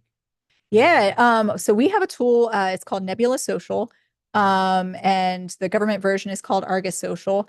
And we're an enterprise company. We look at both any industry, commercially can use our tools, as well as like we see where the government can use them as well. So anyone that really wants to understand like the constantly changing environment, to be able to like process that knowledge and to figure out the best ways to shape it, to respond. Um, that's our ideal customer. And that covers a lot of industries. And so when you joined the a Cree, like how big were they? Like what you employee number 54, 21? On the federal team, I was employee number 5. Okay. And I'm not sure where I was on the commercial side. I now work for the commercial side, but we're at about 140 employees right now. Okay, talk about this. Like one time I tell people get arm always I try to advise them to go for a startup, right? Yeah. It's like but most people they want to go work as U.S. government contractors. Talk about what you gain from working for a startup coming from the military. Yeah. Oh, that's a really good question because you're right. A lot of people they leave the military and they go to like, something that they're comfortable with. There's a lot of Deloitte's and, Booz Allen's out there, great jobs, or right back into a government job. Um, so if working for a startup, um, you're probably trading off security, um, for a lot more, um, ability to to be involved and to shape the aspect and growth of the company. And working for a larger company, like you probably have a pretty prescribed role. You may have other folks deciding like these are what the priorities are, this is what we're going to work on. And there's a lot more autonomy and independence and space for people to be proactive and be like, all right, this is where my experience, my background and knowledge is in. So I'm going to try and affect, the company's growth here. Like, I think this is where I can contribute. So you look at it, you're looking at like a lot more freedom. And it's very exciting. And you're probably trading off, a little security that maybe a government job or a big corporate job would give you. Yeah, I tell people all the time. I've been involved in tech startups in Seattle since maybe 2015. It's just so much fun. I learned so much stuff. Yes. Yeah. Meet so many interesting people. Like I'm talking to people like, you doing what? Right. Like, Yeah. what? What? Like you never want to be the smartest person in the room. Yeah. Like you always want to be in the room where like Yeah. people can teach you stuff and like just the people that I've Yeah. encountered like in People doing working some for great stuff. Create, like Like, brilliant. wow, Yeah. I can't even think of how to be that smart. Right. I feel inadequate every day. Like with Like, you invented what? Like you doing what? Like, like, I didn't even know that was a type of map, like let alone things. yeah, a lot of people do great stuff. So what's some besides AI, is any tech out there that excites you? Ooh, I think self-driving cars are pretty cool. I think that's another, and I think we're in like this weird hybrid space right now where cars are starting to become more like computers that are modes of transportation, where they have like safety features. Tesla, of course, is like one of the, primary ones. But like cars still need to be operated by Yeah. humans. But I think we're getting closer to self-driving cars, and I think that's important for a couple reasons. One, that's just going to free up more time that the individual has um, for rest, work, spending time with their Yeah. family, where they're not operating the vehicle. And I believe as the technology improves, it's also going to improve safety on our roads, eliminate things, like uh, drunk driving, people being killed by drunk drivers, vehicle accidents, accidents with 18 wheelers, those types of things, vehicles hitting pedestrians. And I hope to see, like the safety of that just increase and then give people some more quality time back. Let's say suppose someone has a self-driving car. I mean, Tesla's most popular one. They're at the bar. They've been drinking.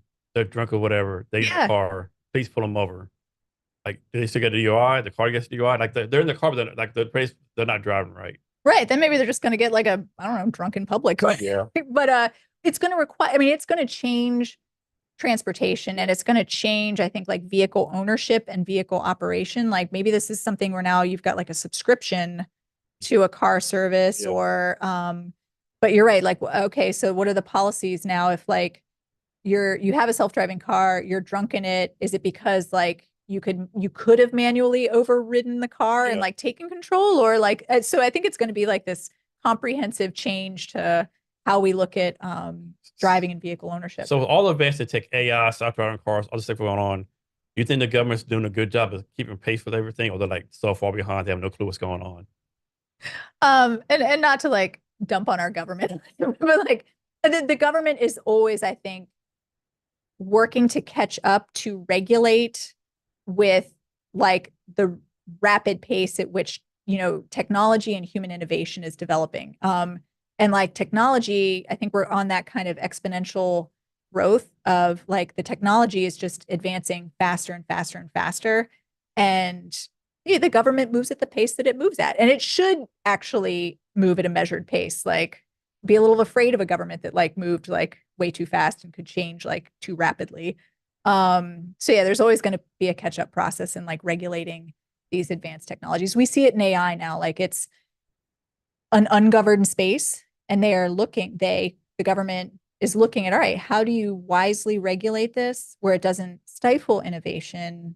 It just puts smart safety measures in place. Yeah, I think all average Americans were always like embarrassed when there was always a U.S. Congress, U.S. Senate tech meeting, whatever, and they have these tech presidents in front of them, and they ask these questions like, "Are you kidding? Right? Do you have an intern? Like, don't you have like 25-year person on your staff that you could ask this question to first? Make sure it was like a legitimate one." Yeah, you just see such a variety of ages and experiences like in our elected officials, and it depends on like what the subject is. But you're right, like so older folks that, may not, might be really, really new to them. They may not even have a computer on their desk in their office, but So for Crete, what's y'all success for next year? ooh, all right, we're continuing to grow. Nebula Social is customer ready, and we are rapidly, selling that in the commercial space. We are always looking at taking on more government contracts on that side of the fence. Um, would love to see the company, continue to grow in size, and to scale across both government and commercial enterprise. And like, how do y'all like develop your product? Right? Do you like have a product roadmap y'all use? Like, how do you develop new Yeah, products? we have a product roadmap, and it's a constant process of looking at it, evaluating it, tweaking it as needed, understanding like, all right, what are the new and additional features that would make this like most usable, like most attractive? And that's user input, that's customer input. It's the engineers looking at, what's within the realm of possible, like keeping up with other technology, that comes out, and remaining competitive, like those types of things. So yeah, product roadmap use, and looking at like what's next, um, is a constant process. And with y'all having locations all around the world, how do you manage like day-to-day workflow, so to speak? Like, do y'all run on like DC time, India time? We do run mainly on East Coast Okay. time. But you're right. That's a challenge when you have a global workforce, is if it's a meeting that, needs the team in India, like we need to do it as early as possible in DC or New York, so that the team in India is not doing it at 10 o'clock at night. But then also, what if we're bringing in some of our West Coast team? Like then it's 5 in the morning for them. But I think that's like the nature of how work is It's now. just business in 21st century, It right? is. And that's why, like tools, that we have available for, like people to be digital nomads and like to communicate like on Google, Zoom, like all those things, are really valuable. It makes it easier. It is still a challenge. So when y'all like hiring someone, suppose you're hiring for whatever job and you interview people, what kind of characteristics or value you want your employees to have when they come on? Yeah. Um, so of course, we love to see people that already have some experience in the tech industry, but that's not a requirement. And that would be more for like the technical type jobs. We're looking for people that are adaptable, that are resilient, that are kind, that are going to thrive in an environment where there is some uncertainty and risk, um, but also like be good to their coworkers, and work well on a team and work well on like a cross-functional team. Those are the really important, and I'm sure you see this working in HR. Those are, I don't want to call them soft skills. They're like harder to define skills. They don't always come across on a resume. They come across talking to people about their experiences, about what's been important to them, about previous projects they've worked on, like how they define success on it, that type of thing. Let's suppose someone's in you for a job with you and you give them a job offer, another company gives them a job offer. The compensation is like pretty much the same. Yeah. Everything is the same, right? Responsibilities, job title, compensation.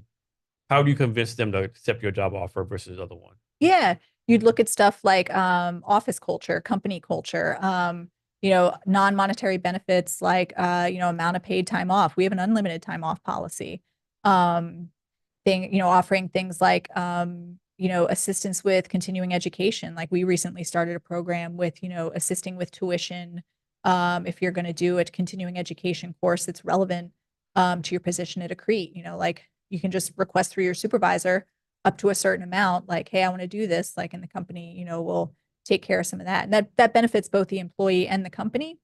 I would hope that people would look at things like that, and as well as also like, I think our technology is freaking amazing. So it's like, yeah, I want to be working on this like cutting edge technology and like kind of in this rapidly changing space of AI. Those are all the things that I would look at.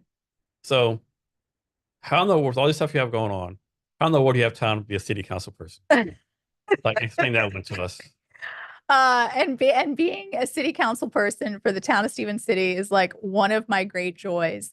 It's a pretty small town. It is a small town. It's under 3,500 people, and I use that number because 3,500 as population is an important cutoff, where a town will have to take over certain responsibilities from the state, such as like road maintenance, those types of things. So we're still smaller than that. We are rapidly growing because with the changing nature of the work post COVID, we're close enough to DC and Northern Virginia that we've seen an explosion of subdivisions in the past 4 years. And So how long have you been a council person? since 2022. Okay. So I'm up for re-election this year. I'm running unopposed, so I hope I win. Oh man, Because that'd be embarrassing. like, Unopposed win. nobody started a write-in campaign.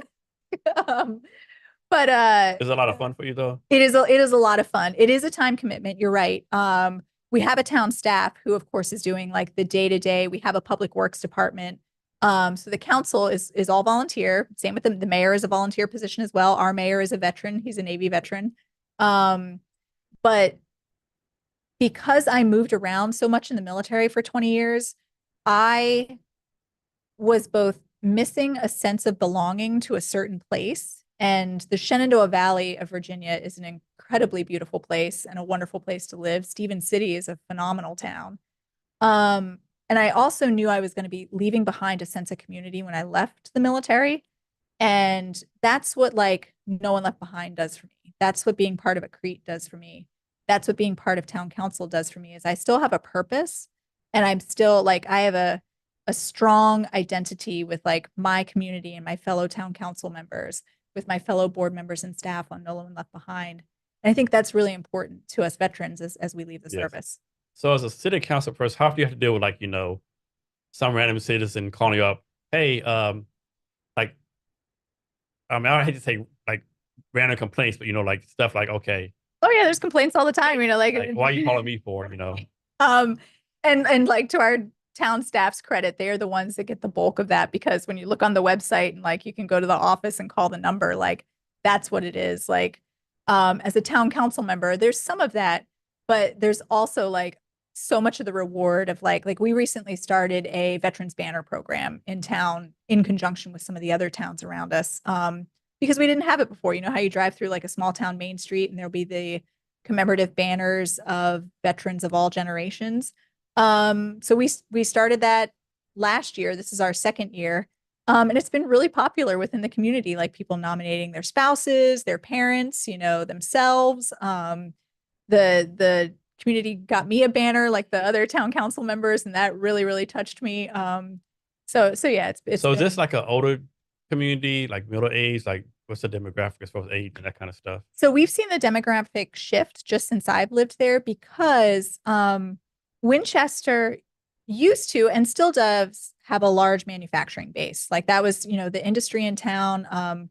There's also there's a lot of orchards. There's still a lot of farming in the area, but that's declining.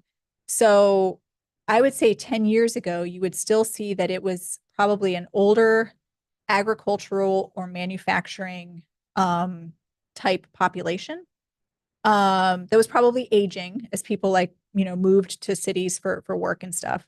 But post COVID, there's been a return to younger families and everything having the ability to move to the area and have a bigger house, a bigger yard than they might living right in the city, but that are earlier in their career or mid-career. So the population is starting to trend younger again, Okay. and as like a family friendly area. So I saw this on the news like 2 days ago. So I think it's Missoula, Montana, right? So the main thing is that it's like lumber, right? But during COVID, people went to Missoula and like paid all this high money for houses, right? Yeah. And so now the people that actually live there can't afford housing. So leaving and all these places are like can't find anyone to work because obviously someone rich comes there, they're not going to work in like a lumber factory, right? Right. Is there anything like that going on in your town? We have definitely seen an increase in home prices. So compared to, like what we bought our farm for in 2016, our farm is 18 acres, with a 3-bedroom house and 100-year-old house, but a 3-bedroom house, and outbuildings and everything. What we bought it for is now less than the price of like a starter home in a subdivision. And is almost becoming to what like new townhouses are priced at. So yes, there is that like, and I think that does create an impact on the community where, all right, what you could have purchased as a home here 7 or 8 years ago, like it's doubled almost. And I think that's going on across the US in a lot of places. So let's suppose there's a family moving to your area, right? They have a decent job, and they're thinking about moving to your city. How do you convince them to they move your city? You're more like, no, take your butt to DC. We have enough people here. Go to DC.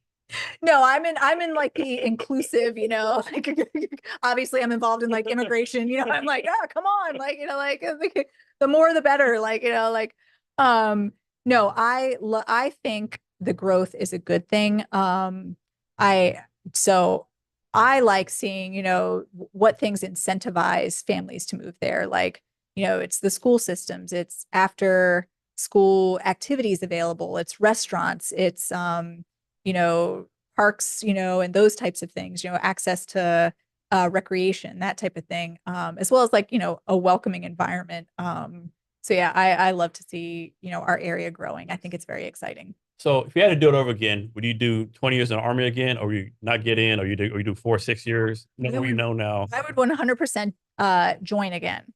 I mean, I think it improved me as a person. Like, I mean, it was very impactful to my life, like as far as like just helping me understand the world, making me a better person, making me, a gentler person. Like, I think that was really important. Like, and I think any type of service doesn't have to be military service, but I think young people need to experience some type of, being part of something bigger than yourself, contributing to something that doesn't maybe like directly benefit you.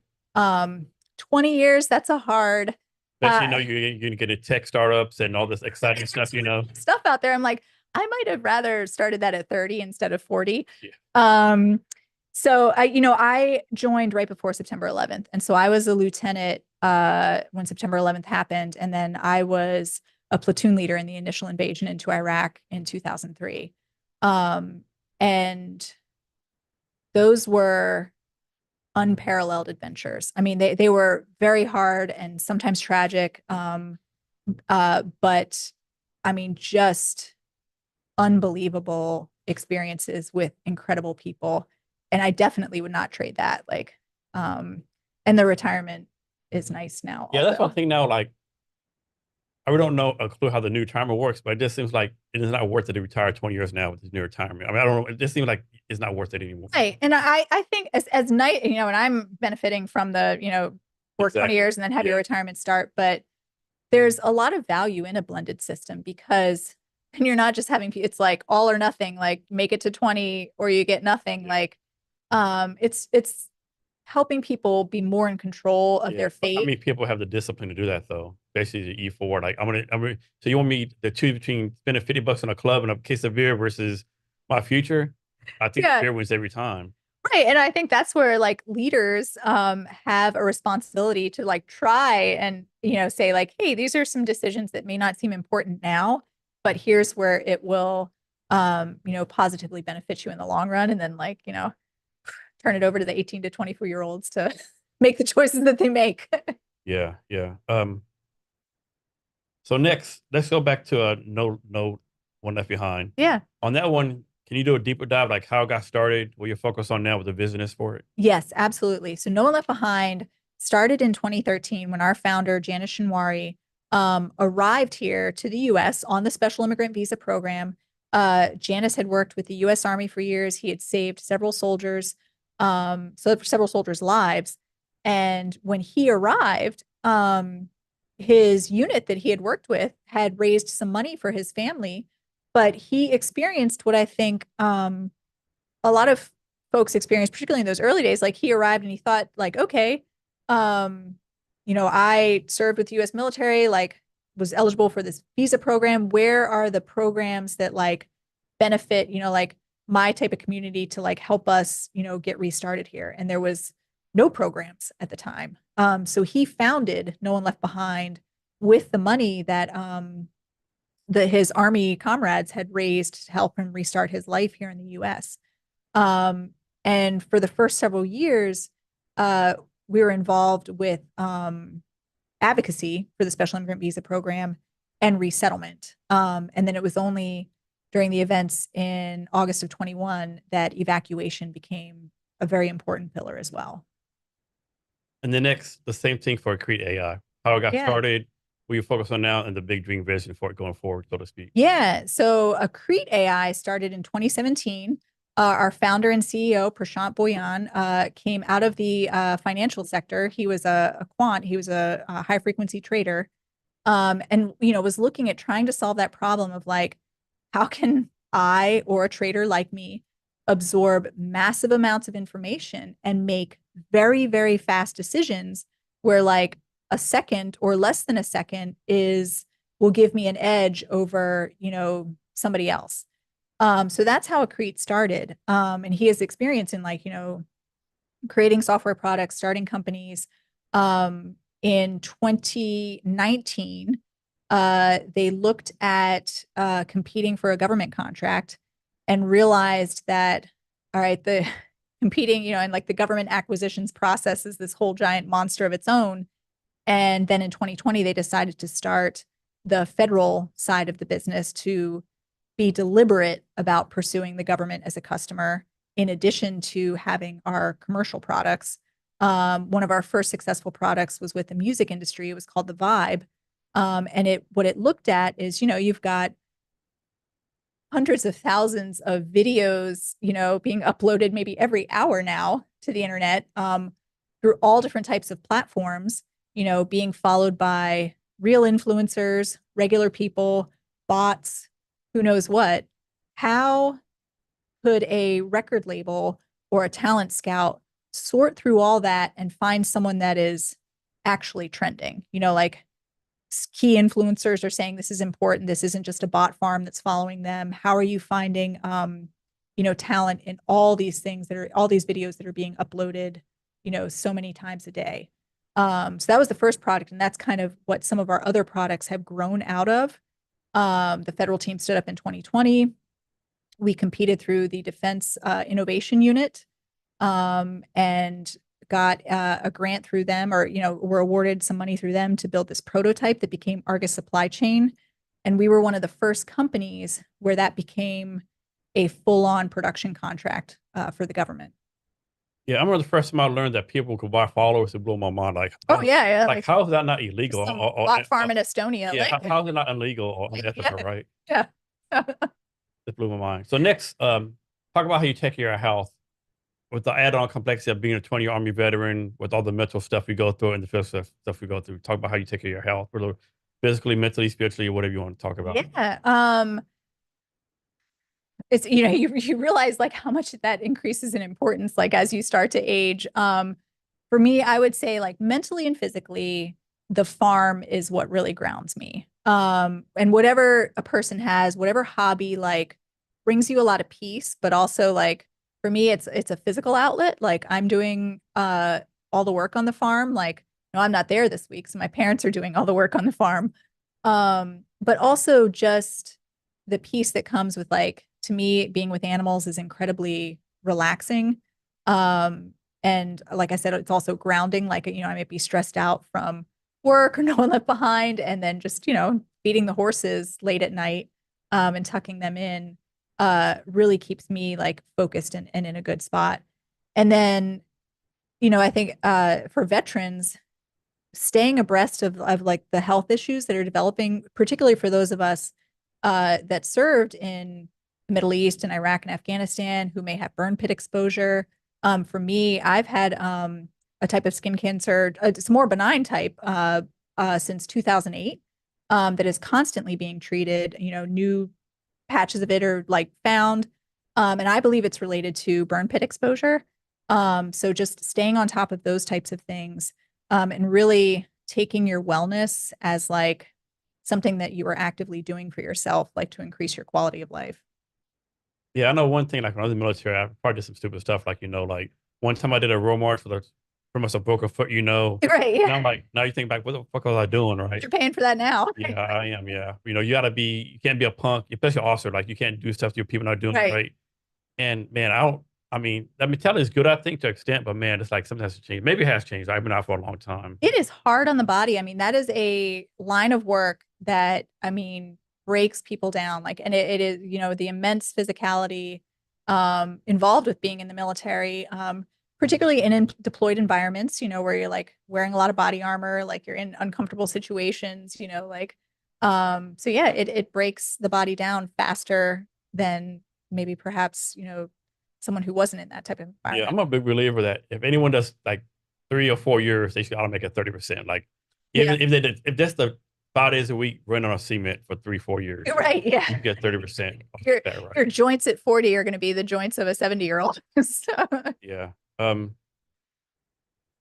So what else do you do for fun? oh, like I love to write, like I Okay. said. So I have been working on a novel about the first year in Iraq. And I know you and I have like a shared military police background. I wanted to write about what a military police platoon is going through um, going into Iraq. And the reason I wanted to write it is because when I was in high school, in the 90s, considering a career in the military, there wasn't a lot of literature that I could find that had an example where the woman was the military member, or like even biographies. The Vietnam War was just a little over 20 years behind us at that point. And a lot of those biographies and accounts, were understandably from the male perspective. And I read those like voraciously, as well as other, like fictional and nonfiction accounts. But I wanted to put something out there that maybe a young woman could read and have a protagonist. And the protagonists in the story are younger. They're younger enlisted. They're, 19, 20 years old, of what it was like, just what is the military experience like. And the author that I hold up as a great example of that is Walter Dean Myers, who wrote specifically for young men of color, to tell them, as a young adult, author, like, hey, here's what the military experience is like. So you did 20 years as an MP police officer, military police officer. You went to FBI Academy. You had no desire when you got out to become like the chief of police system of the city or work for the FBI. You just like you wanted a clean break, no more God police bless stuff. law enforcement professionals, but I knew towards the end of my career it was You're not done. it was not for me. Okay. Um, Working CID at then Fort Bragg, now Fort Liberty. It just, law enforcement is tough. Law enforcement investigations, are very hard, mentally and emotionally on the law enforcement officials themselves. And it was enough to do it in the military. It wasn't something that I saw as a future career for me. I knew I wanted just a different type of excitement. So talk about something in your military career that you think about, like you just, is like either like you're really proud of, you just had a fun time doing it. Yeah. All right, cool. Let me think for a second. Well, I had always wanted to be a paratrooper. And so I was delighted, and I fought hard for this assignment to go to Fort Bragg and to be in the 82nd when I was a captain. And so I went to airborne school as a captain. And it was kind of funny, like, and only 4 women graduated in my class. A lot of people drop during airborne school. It's not a particularly hard school. But I think it's just like mentally, like, can I wrap my head around, do I want to fall out of airplanes, like, or not? So I had a great time. I joined the 82nd. It was when 4th Brigades, 4th BCTs were standing up across the Army. They were creating a 4th Brigade in a lot of divisions. So I was one of the first officers assigned to what became our 4th Brigade at the 82nd. That brigade ended up deploying to Afghanistan within about 6 months of the brigade being created. So it was rapidly fielded, rapidly filled with, people. We went through a rapid train up period, went to JRTC and then deployed for a 15-month tour to Afghanistan. And that was probably one of my most, 15 months is a long time, and This was 2007. Like Afghanistan was a little bit of the forgotten war at the time. All the focus was on Iraq. It was a violent time period. Um, but just served with amazing people. Some of our ambassadors, Ahmad, and Ishmael Khan, who's here in Seattle, also were interpreters for 4th Brigade of the 82nd. Now, we didn't know that coming into No One Left Behind. It was more like we figured it out, just like veterans everywhere, like, oh, were you here at this time frame? Like, you look familiar. And we realized that shared connection. So those 15 months in Afghanistan with the 82nd were really, really impactful. And I got to finally be a paratrooper for a small period of my career. Nice. So quickly talk about the challenges of getting out of the Army, right? Because like I joke around, like most civilians have no idea what a private does or a general does, right? Mhm. Like they have no clue what we do, right? Can you talk about the culture shock or process of like going through that? Yeah, absolutely. And I got out of the Army during COVID, which like that was a culture shock in and of itself, just like the whole world, in the country was like trying to figure out what was going on.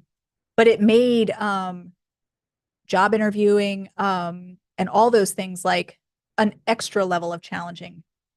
And I have found for myself, and I think some other veterans go through this, like I will like swing wildly between like what I think I'm capable of and like what I'm afraid I'm not capable of. So it's like sometimes I'm scared. I'm like, what if I lose my job? Like, what am I going to do? Like, I'm going to go have to work at the grocery store or something. Like, I don't even like, I can't even imagine like, what am I qualified to do now? And that's not reality. That's like the imposter syndrome talking. But it's also a little bit because we're taking a career that is hard to translate into civilian terms, into the civilian equivalent of positions.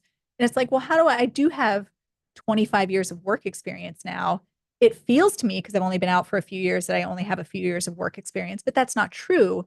But how do I demonstrate and articulate, all right, if I was an S1 for an MP battalion, how does that translate as like an HR professional? Or if I was the XO, the executive officer of a CID battalion, like what does that mean as far as now being director of operations of a company of comparable size? Like they're very similar, and it's like, but how it's an ongoing challenge to articulate it. And it's also tough up here mentally. You're not just explaining it to the people that you're going to work for. You're trying to help yourself understand Yeah. it. So do you have any like personal career goals coming up? Like, do you want to start your own company one day, be the VP of Microsoft, or you're like, I did 20 years of Army. I was an Army officer. I do That's not want to start my own company. I'm happy to work for another company because I've seen how difficult it is yeah, to it fucking start your own. sucks. It is like, Sucks. and a lot of startups fail, and I am so proud of us that like we have not failed, and we're an older startup. Um, I want to publish this novel. That's an important career goal to me. I want to stay engaged and challenged in what I'm doing at Accrete. Like I don't have a specific goal there other than just like I want to see my own personal growth continue in a way that like contributes to the company. Um, I still have my GI Bill left. I'd love to use that. Seriously? Seriously. How do you Uh, pull that off? so I got my because I don't have kids. I didn't give it away to anyone. That's a good point. And I got my master's degree while I was still in the military and used tuition assistance. You So have all of it left. I got all of it left. You can get like 2 or 3 PhDs, can't you? Heck yeah. And like, maybe I want to Go learn product development or learn how to code AI or something. exactly. Like I've thought about like, all right, do I use it? That's a good option to have. Because I stumbled into this like emerging tech field with no STEM background, and feel really lucky to be here and understanding it in a way that like maybe the current population doesn't have, but like I want to remain competitive and like I want to understand, the technology that I'm in. So do I get it in something related to AI, or do I get it in something I love, like I'm going to go study like English Yeah. literature, in Oxford for a year or so. That'd be interesting. Yeah, I don't think I could leave the farm that long, but No. yeah. So you have one retirement from the Army. You ever see yourself like permanently retiring, like being on the farm 24/7, not working, just like chilling out with the cats and horses and bees? At some point, I would love to become financially independent enough to really, really focus full time on the things that I love, like No One Left Behind, or writing.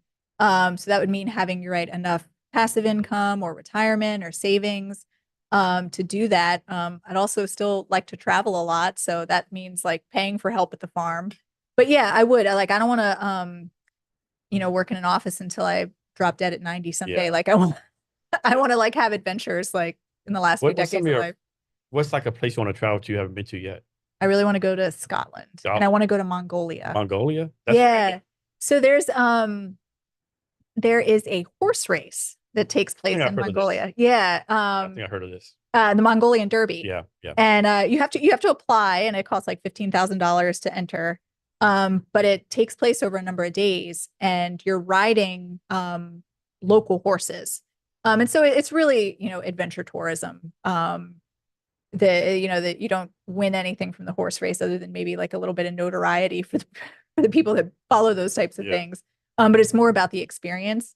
And horses are so important to my life as well as like that type of adventure mindset that I'd love to do something like that. And then being of Scottish Irish descent, I would Yeah. love to go to Scotland someday and explore. So outside the military travel, of course, you've done a lot of traveling besides that. I have, yeah, you're right, got to travel with the military, but have also had chances to vacation in Europe, to go to Africa. When I worked as a congressional fellow for Congressman Steve Israel, we took a trip to Egypt. And that was an incredible experience. So what's a place you travel to where you like just had a fantastic time, great time, whatever? But most people are like, "Are you sure? There's no way you had a good time here." Like, no, I don't believe you.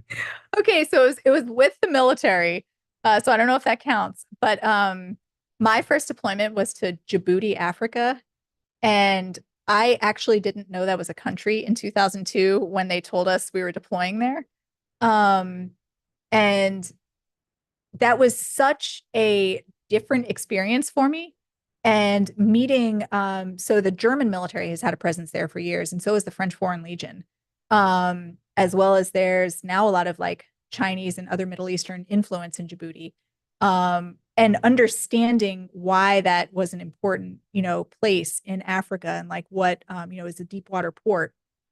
Uh, yeah, so saying like, well, I had this amazing, 6 month long experience in Djibouti, Africa, and still a lot of people will be like, "Where's Djibouti again?" Yeah, Nice. And so you say your dad's watching, right? I think so. You want to give him a quick shout out? Yeah. Hey, mom and dad, like, thanks for everything. Thanks for watching the farm. Yeah. Nice. So is there anything I should have asked you that I haven't, or anything else you want to talk about? We have covered a lot of ground. Are there some things that you like to talk about that we didn't sufficiently cover? Um, Now that you mention it, you were like a congressional liaison or something, right? Can Yeah. you talk about that experience? Yes. So, And is that like were you in the military this time, post I was in military? the military. So the military, in partnership with Congress, has the Congressional Fellow Program, and that's because the executive branch and the legislative branch like work so closely, um, that there are about 100 military fellows on the Hill working in congressional offices every year, and that provides that kind of direct link and understanding between the executive branch and the legislative branch. So I applied when I was leaving that 15-month tour in Afghanistan that I told you about. I applied to be a congressional fellow and I was accepted and I went to work for an incredible person, Congressman Steve Israel, from Long Island. He is now retired. He retired undefeated and unindicted. He likes to say he served several successful tours in Congress and then chose to step out of the game and operates a bookstore on Long Island now. He is a published author. He's involved with a number of national security think tanks and education. And to me, that was the year working in his office was so fascinating to understand how our legislative branch operates that then I remained for most of the rest of my career involved in legislative liaison work. So I had that period of time where I went to the FBI National Academy and then was a CID XO. But really, for the most part, I was working as a liaison to like the Armed Services Committee or to the Defense Appropriations Committee on Army issues. And it was incredible work. Like, really, really enjoyed that. So when I was in the Army, I did HR. So I kind of know how the Army HR works, right? So when I was in Korea, I signed every officer in Korea, unless they were brigade or battalion commander. Yeah. When I was 2ID, I signed every person there, right? So I know how it kind of works with HRC all the times. So basically, you told me, right? So you got this FBI Academy thing. Yeah. You got to be top notch. I'm guessing this thing got to be top notch. When it was time to retire, how bad did they try to keep? I had to imagine they did everything to keep you in. I had to imagine they put out all the stops. At Um, least that's all I presume. That so I did not command a battalion. And the reason I didn't is because I was really happy in what I was doing legislative affairs wise, that I resisted the MP Corps' prescribed career path okay, to stay in legislative assignments. And I always had the support of like the general officers that I worked for. Um, because you're doing good things, so you're making them look good. but when you self-select out of commanding That's true. on like a normal Army You officer, take off the top block, big right? blows Well, on. they're like, okay, yeah, like so you're not going to make O6 in the MP Corps because you've chosen this They did career path. decisions. I was completely okay with that. Okay, Like that to me was like I was steering my career in the direction I wanted to what was important to me and still like contributing in a way I thought like, all right, this is where my gifts are. Versus like yielding to the pressure of like, all right, you need to follow like the prescribed military police corps career path. So no, they didn't try that hard to like okay, keep me in. I mean, like personal leaders that I knew were like, are you sure you want to get out? Like, I think you still have a lot to give, or but I was ready to go. okay. Yeah. So how long did you work in Congress? Oh gosh, from starting the fellowship in 2009, then working with NATO training mission in Afghanistan, and then I had my hiatus to work with, or not hiatus, to go back to the MP Corps and work in CID command. And then from 2015 onward to 2020, I was in DC as a legislative Okay. liaison. So what do most regular Americans don't realize about how Congress works? Um, I think most Americans don't realize the annual cyclical nature of legislation, particularly when it comes to, there's a difference between what is being authorized and then what money is actually being appropriated for programs. And they're two separate pieces of legislation. So if, average Americans like, oh, like, I don't think our Defense Department should be spending money on this. Like, well, there's a window of time throughout the year when like that can be influenced, and it's influenced by like all the different government departments and like individual, lobbying groups and that type of thing. And then that legislation becomes law and then the cycle starts again. So kind of understanding like how you can plug in and be involved and like shape, the issues that you care about and where access is, like where you can influence it. Um, that's what I think what most Americans don't understand. And when you get that insight, like then I've really enjoyed being able to share that with like the companies that I work for, that type of thing. Like, hey, you want to make a difference? Like, here's how, the annual cycle works. Like, here's how you can make a difference, like right here. So from your experience, who actually runs the government? Is it like actual elected officials, the quote unquote bureaucracy, or the lobbyists, or the American people? Combination of all three. It's the elected officials, it is the committee staff, it's the personal staff that works for the elected officials, it's the businesses and entities that have a presence in the districts, across America. And then it's interest groups of Americans, that are letting their voice be heard, like, hey, this matter is important to us, grassroots types efforts. So it's a combination. Like, I mean, it's a complex, as it should be, ecosystem. So let's suppose like the 2024 election, suppose a Tom Brown, newly elected from a district of say Nebraska, right? Yeah. How much of a disadvantage is he as a first term congressman versus someone who's been there for like 10, 20 years?